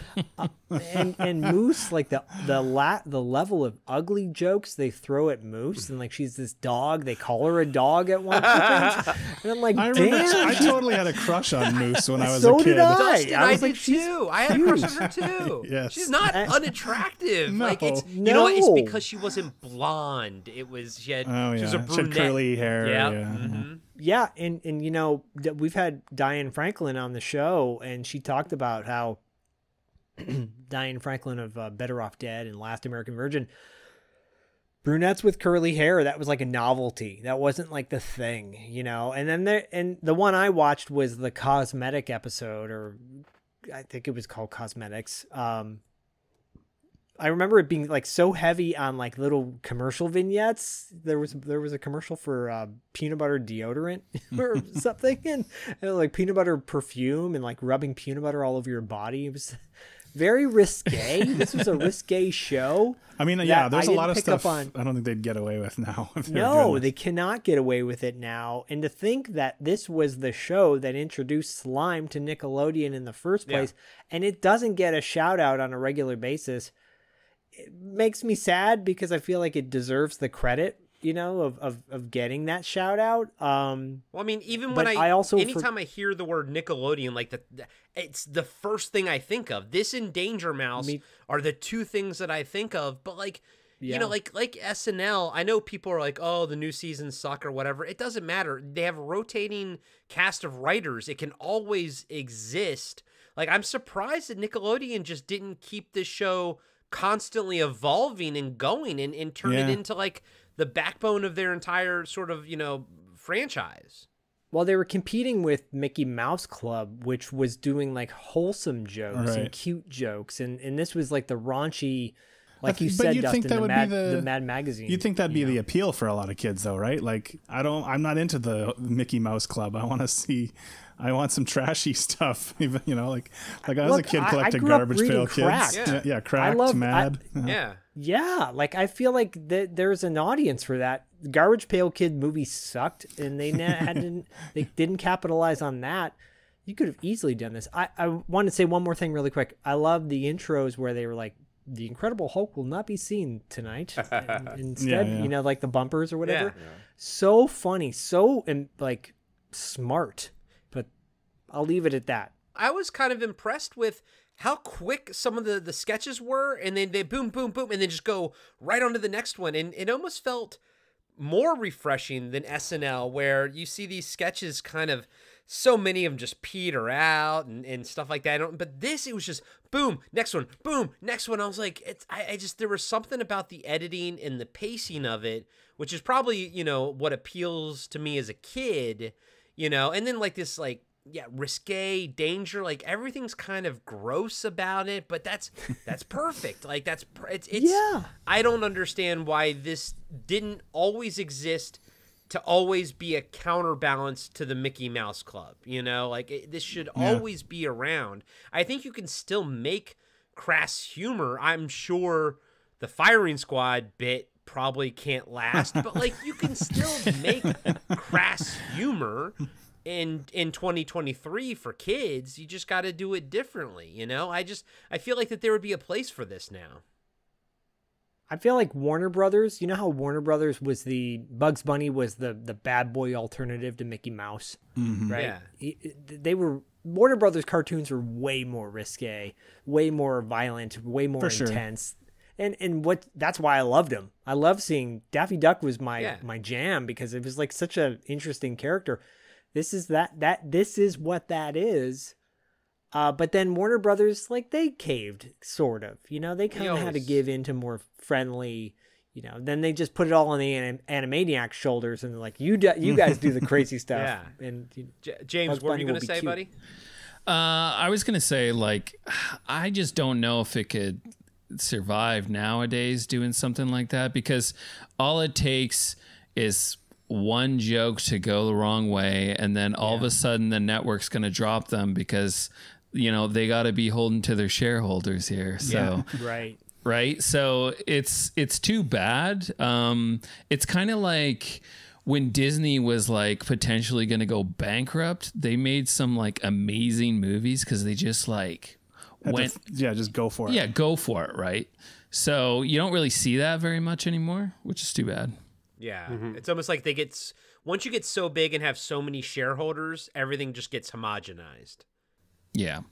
Yeah, Corey, like you were kind of saying how like SNL can continue. I actually think SNL is like the outlier because there have been plenty of comedy shows, not SNL, in that whole time that they've been on that have come and gone. That for a moment might have been more popular, but they all kind of fizzle in Living Color, Mad TV.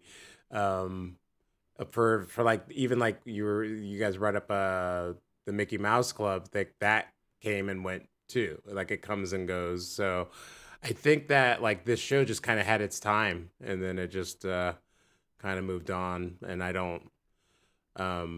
I've never watched like the Kids' Choice Awards or whatever they are, like the Nickelodeon, but don't they always like drop slime on people's heads? Yeah. Do they still do that? Yeah, but I don't know if it's triggered by a word or if that's just a part of getting your reward or something like that. But I think that still happens. So at least there's that when it comes to like acknowledging the show. Yeah, right. I guess that's an acknowledgement of sorts. Yeah. Didn't the NFL have like the slime zone like touchdown? Oh, I don't remember. They did. Yeah, they did for a minute. Yeah, and I was thinking too, like there were other sketch comedy kid shows at this time, like Out of Control with Dave Coulier was a sketch comedy show. I have a vague memory of that. Aired like right after You Can't Do That on Television. Is that when he met one of the more Alanis Morissette?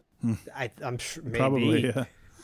He was like, "Hey, cut it out," and then she's like, "Okay." On my was she in your guys' episodes that you watched, Alanis? She wasn't ours. No. Mine. Was she like a regular player on it, Dustin? Yeah, I think a little bit later. Like Moose and Alistair were kind of the main kids on the early show, and then they after a few seasons they kind of disappeared, and then they brought in new kind of younger kids, and Alanis was one of the main stays later on. So actually the episode I watched for this, I watched the one that was called The Enemies, and it was all about like being paranoid and having enemies. There was a whole thing about like Russia had a version of the same show that they were competing with and all this stuff. Nice. Like some Cold War stuff. That's great. Yeah, and so she was one of the main kids on the one I watched, which I don't actually remember her, from when I was a kid watching it. So I think I must have fallen off too after Alistair and Moose and those guys went away.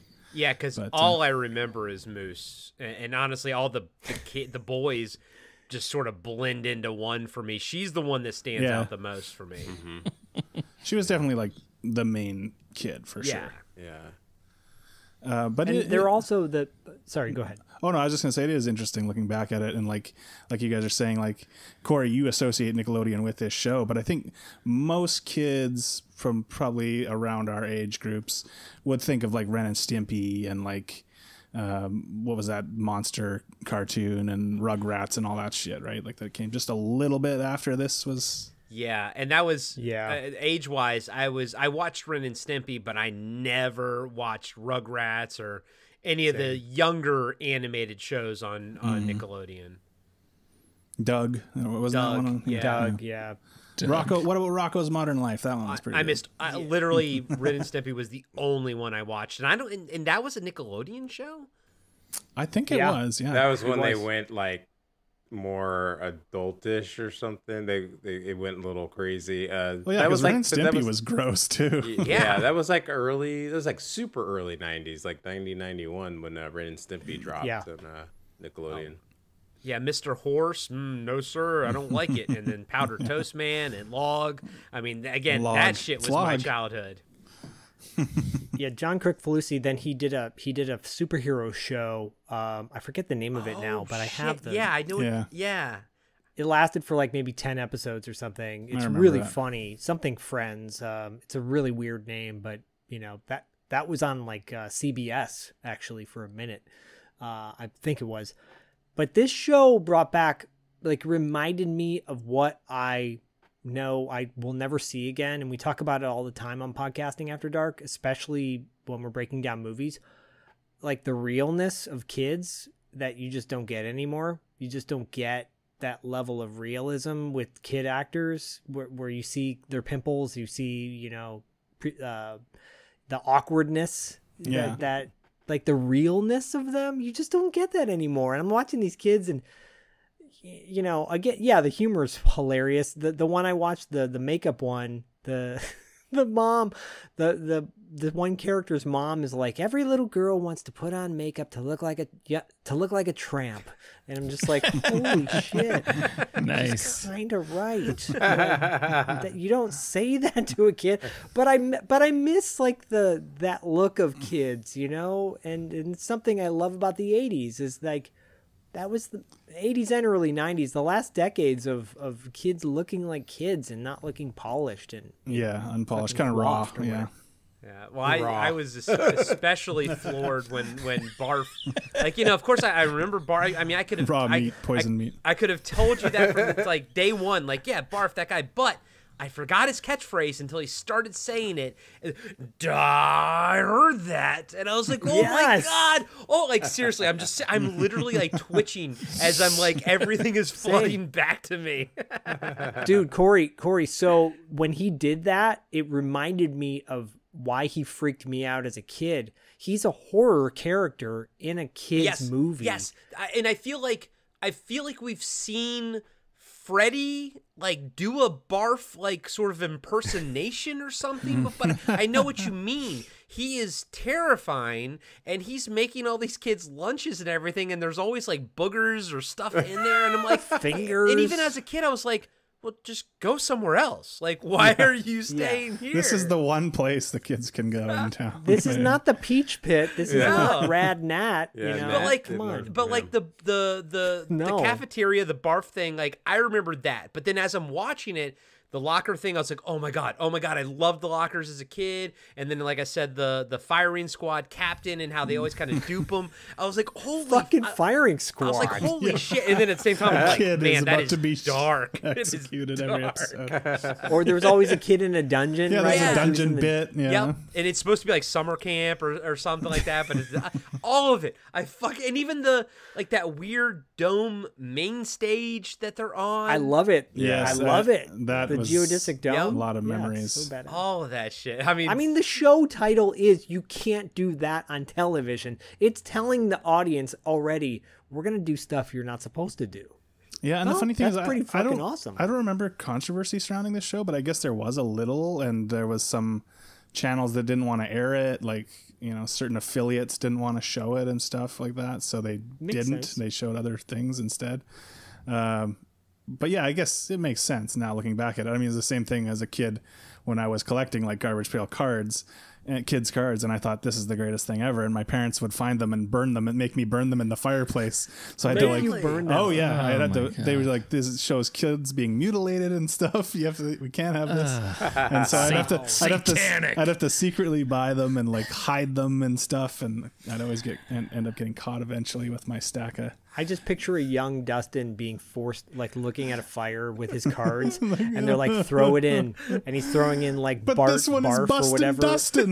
yeah, Bustin' Dustin, and they're like, do it, and the single tear comes down his eye. Yeah, that's pretty much how it went. It's like we look at it from our perspective, which is we were kids and we were like, we even knew this is harmless. We're like, this is harmless. But our parents were living through that satanic panic of the mid and early 80s and everything. Like, you just, I mean, man, you just kind of got to go back about certain things. But meanwhile, yeah, go play in the woods for 8 hours. Yeah, and I, go step on a nail. It's no big deal. Just to say, don't talk to strangers. Dungeons and Dragons? Are you kidding me? Dude, 80s were wild. Right? This is the show that you would use to describe how wild the 80s were. This is the show you'd show them. I mean, it's a pretty good cross-reference, of it. James, did nothing of it pop for you at all? Nothing. James, no. like, fuck that show. No.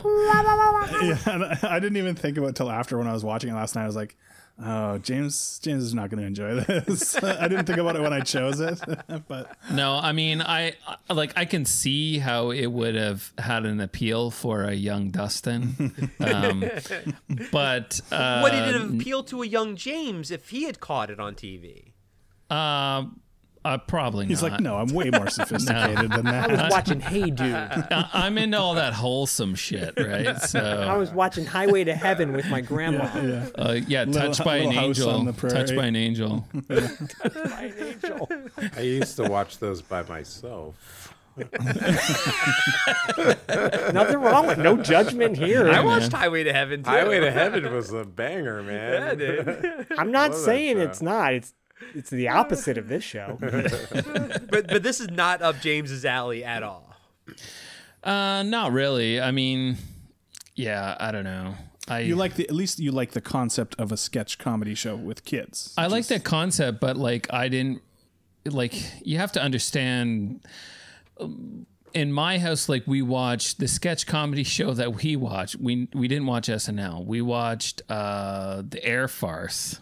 Oh yeah, the Royal. Okay, so there was a show we had in Canada called the Royal Canadian Air Farce that was like SNL except very Canadian humor, very Canadian. Yeah, I mean, you watch it now and it's like, this show sucks.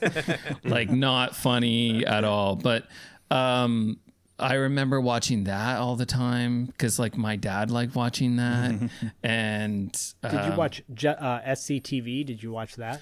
No. See, that was the other one I had considered bringing to this episode was SCTV. Did you guys get SCTV down there? Oh yeah. Okay, Yep, I didn't. Sure I wasn't sure.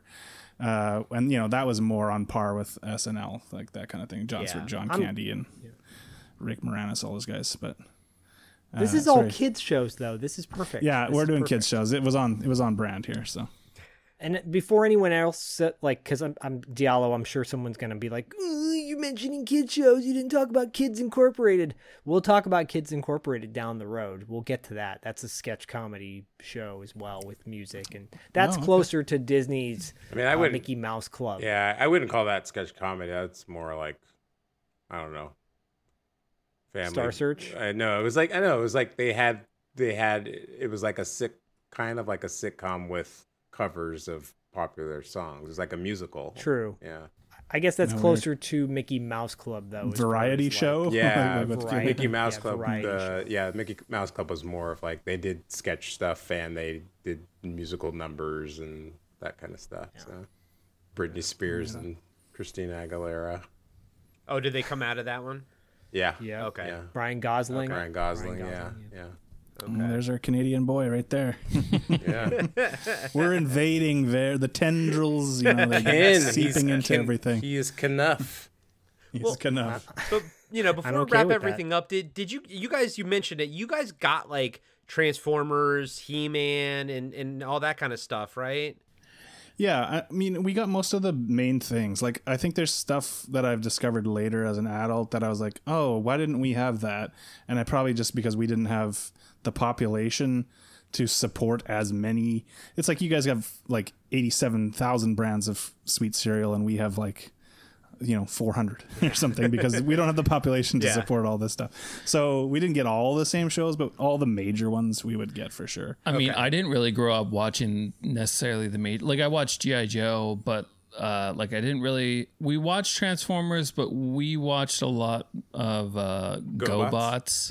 GoBots. Yeah. Zach's losing his mind right now. And also the GoBots. Also, we watched Cops. Yes. Oh yeah, Cops and Crooks. Yeah. And so kind of off-brand stuff. What is Cops was an off-brand. What is GoBots Street being Sharks. more popular in Canada? I don't know if that's true. I don't think GoBots was more popular. It was just more popular at James's. Yeah, at my house. I mean, I liked GoBots too. But that's I never watched Power Rangers. I watched VR Troopers. You're like, no, fuck this Power Ranger stuff. Fuck Bring those me guys. bring me the VR Troopers. Well, wasn't Diallo Reboot? Wasn't that a Canadian production? That's Canadian Canadian. Reboot. We show, have a yeah. mainframe. Yeah. Yeah. Yeah, in America it's called Rebot. Reboot. It's kind of I like would believe it. it's kind of like a messed up graphics. Yeah, that was like one of the first like. It was the 3D very animated shows. first animated. I honestly remember it when it came out, and I was like, "This is hideous. I can't look at this." This isn't flat at all. I can't watch this. This isn't whatsoever. flat at all. This is Yeah. flat. So to say, I was like, I love that show, but it's never been done before. Like, so Yeah. it was fine for me. And there was like the Beast War, Transformers Beast Wars. Oh, yeah, I Beast remember Wars. coming along too, and I was already dipped at that point. I was like, no, these are not flat enough cartoons. For my Yeah, I'm with you, Dustin, on the Beast Wars thing. We have a friend of ours, Fern, and he loves his Beast Wars, and I'm always, kind of jabbing at him. I hated Beast. I don't like the early CGI stuff like that. I couldn't get into it. I mean, just now didn't looking bother back, I watching. could see a charm to it. I just didn't even bother watching Beast Wars. I was like, what is this? Like, Yeah. animal Transformers? And the animation did look blocky or weird, and I was trying to figure out how it tied into like the Transformers. What's the continuity here? Yeah. I just never gave it the time of day, and I also didn't like the movie that they just did, so that was that too. Oh, I didn't see it. Yeah. Well, check out, if you guys ever get a chance on Netflix, it's called Transformers War for Cybertron. There's like 3 seasons, and I might have watched one of those. Yeah. the last season was the Beast Wars season, but it tries to create a continuity that encapsulates the toys, the TV shows, the cartoon, not so much the movie, pretty much everything besides the Michael Bay stuff, but it tries to create a narrative that contains everything and brings it sort of all together. And while, like I said, I didn't really care much for the last season because it was Beast Wars centric, I appreciated that they try to bring everything together into one central narrative. That's Transformers sounds like a real headache. Yeah, right? Transformers makes no sense. Like, just be Transformers. Like, I love Transformers, but like every time I see something that tries to make it fit into like some kind of logic, I'm like, just stop trying to do that. And I'm not gonna lie, as a kid, it was my least favorite of like all the cartoons. Even though I love the movie, the movie's probably my favorite Transformers thing. But I was always, you know where the show lost me? Is when Megatron, the same size as Starscream, could transform into a gun that Starscream could hold in his hand. Well, it lost you very early. Yes, no, it lost me almost right out of the gate. In the first episode. At least Galvatron turned into a cannon that was still his same size, Well, I will tell you, so Bodhi got back on a kick of Transformers, and we'd never watched the series. We watched the movie countless times, and he said, and he knows I have the whole box set of the series, and he goes, let's watch it. And I got so excited. I'm like, yeah, let's watch the mini series, the first 3 or 4 episodes, right? Like they did with G.I. Joe, which G.I. Joe, the original mini series, the pilot is phenomenal. It's so done. It's so well done. Then we watched this, and I'm like, oh. He goes, wait, so they died, and then like a random robot brought them back to life and just took pictures of other vehicles on Earth. I'm like, yeah, pretty much. He's like, not the strongest. No, and he goes, and the plane crashed and they all fell apart. I'm like, yeah, pretty much they all fell apart. He's like, how did they fall apart?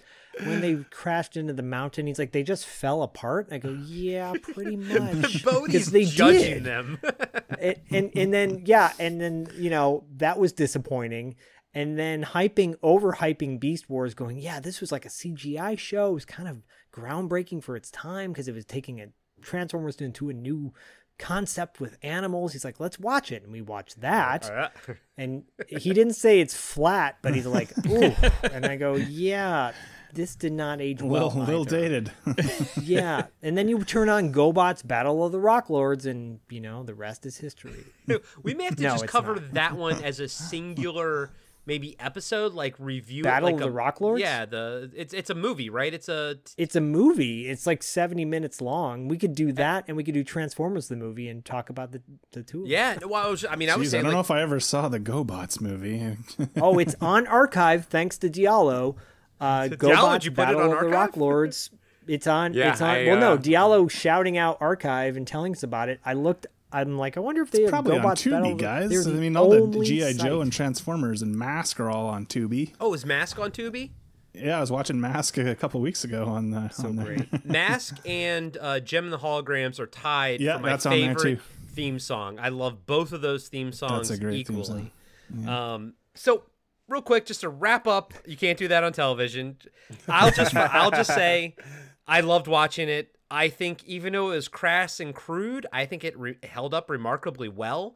But I think that was also because the editing was good. Like none of the bits or the sketches overstayed their welcome, which I think is a problem a lot of times with sketch comedy stuff, especially SNL and everything. But then again, this was done differently. It's not done in front of like a live audience and everything. Yeah. They're editing it and stuff. But I think that worked really well, and I liked the fast pace of it. I like that, and Moose was great. I still love Moose and Barf and all of them. So, Diallo, final thoughts on You Can't Do That on Television?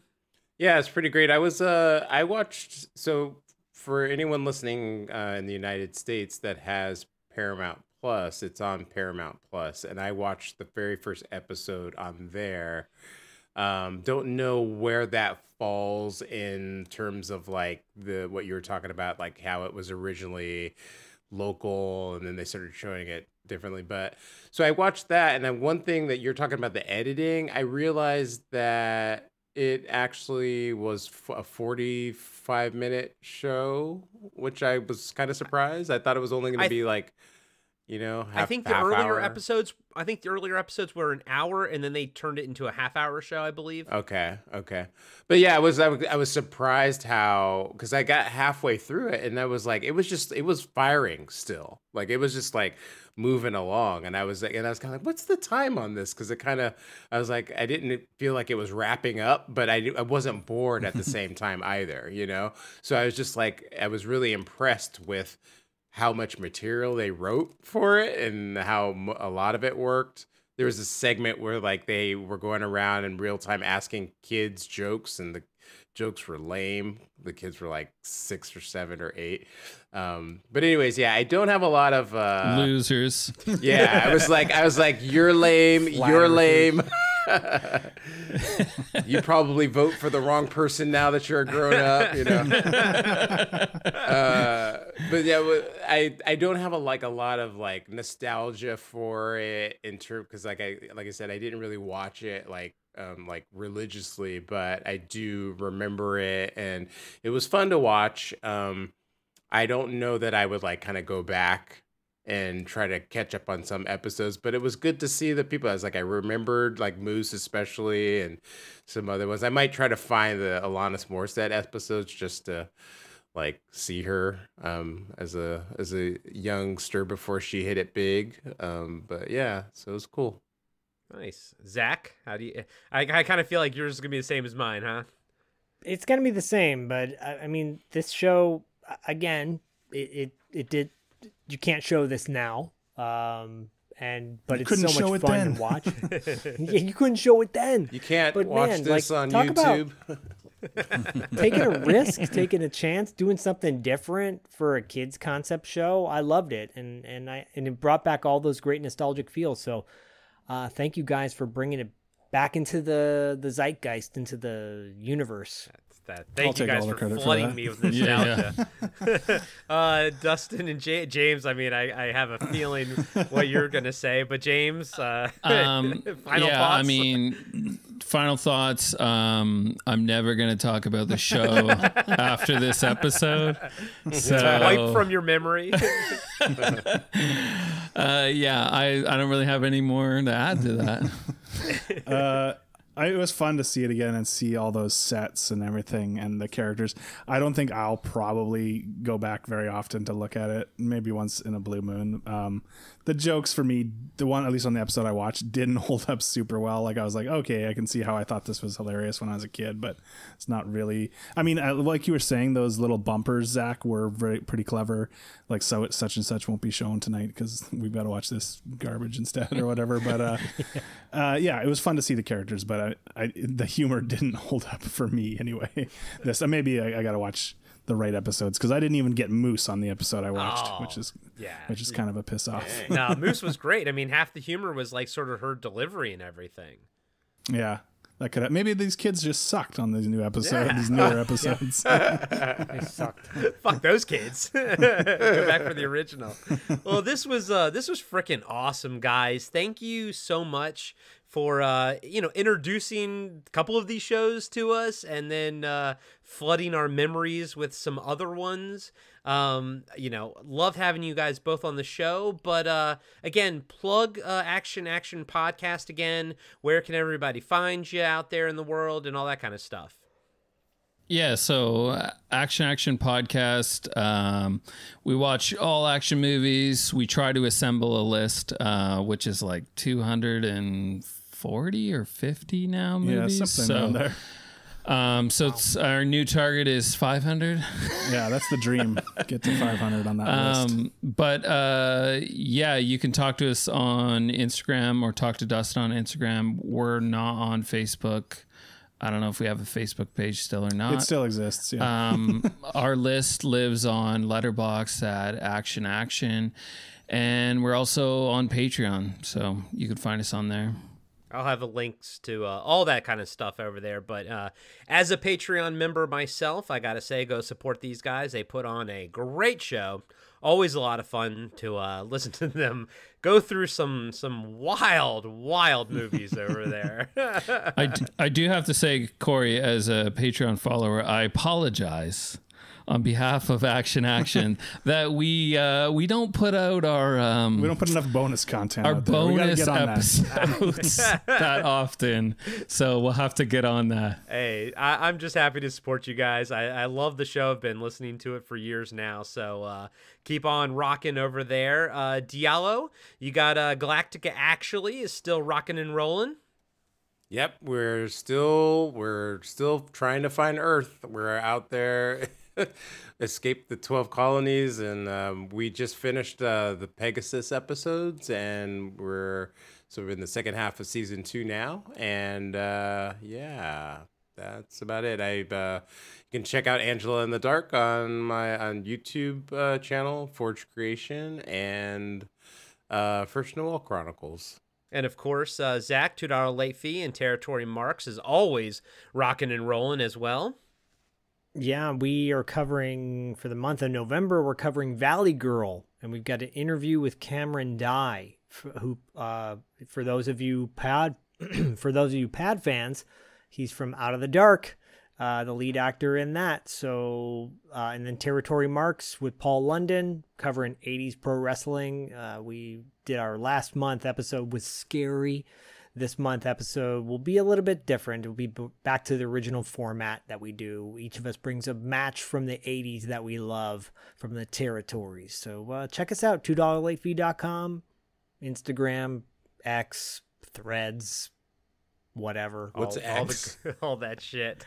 I'm a fan. Twatter. I'm a fan, Zach. I've been enjoying that show. I know you are, brother. I'm so glad you enjoy it. We've got a lot of great stuff. Oh, and this is on the heels of Comic-Con in Los Angeles. If you're in Los Angeles, the first weekend of December, LA Comic-Con. We're gonna. Corey will be there. Diallo will be there. Paul London will be there. I will be there. Dustin from $2 late fee. We're doing a lot of fun stuff. Come check out LA Comic-Con. It's where it's at. Maybe we can get the Action boys to come down one of Holy these years moly. to LA I mean, Comic-Con. that would be amazing. That would be fun, yeah. And as we all, everyone has a Patreon thing and everything, which is great, but a free way to help out any show you're listening to, whether it's Action, Galactica Actually, $2 late fee, Podcasting After Dark, any show. It doesn't even matter if it's somebody in the network or not. Leave them a 5-star review on Apple Podcasts, Spotify, any podcatcher that allows you to leave 5-star reviews, or just tell your friends about them. So, it's a great way to help out your shows that you love and everything. And they really, honestly, those reviews and everything and word of mouth really goes a long way in helping shows grow and get in front of new audiences and everything. But, thank you guys, Dustin, James, Action. Again, I'm a fan of that show. You guys put on some great content over there. You guys have a lot of fun. So I fully endorse checking out that show. But thank you guys so much for coming on here. This was a real treat and a long time coming. Like that's on me for scheduling things and everything. So I'm glad we finally got to do this. Yeah, no, thanks for having us. Yeah, thank you. So thank you guys so much. And as always, we'll catch you on the obscure side. I knew that.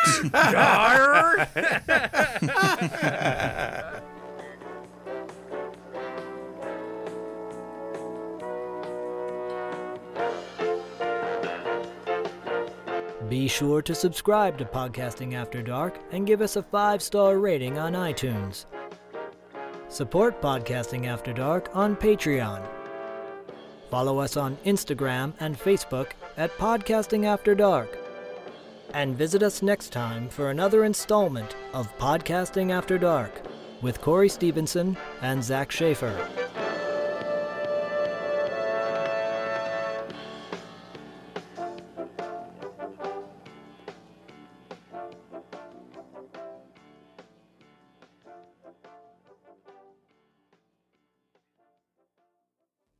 I'm John, and I'm the host of Action Action. Every week, I'm joined by James. Heyo. And Dustin. Hello. And each week, we review, debate, and rank a different action movie. We're creating the ultimate list of action movies. From awful to awesome. So if you want to hear 3 more white guys with beards talk about action movies. And argue about where they belong on our list. And decide you hate us because we made fun of your favorite movie. Join us every Tuesday, and you can find us on your favorite podcatcher. And Steven Seagal is a joke.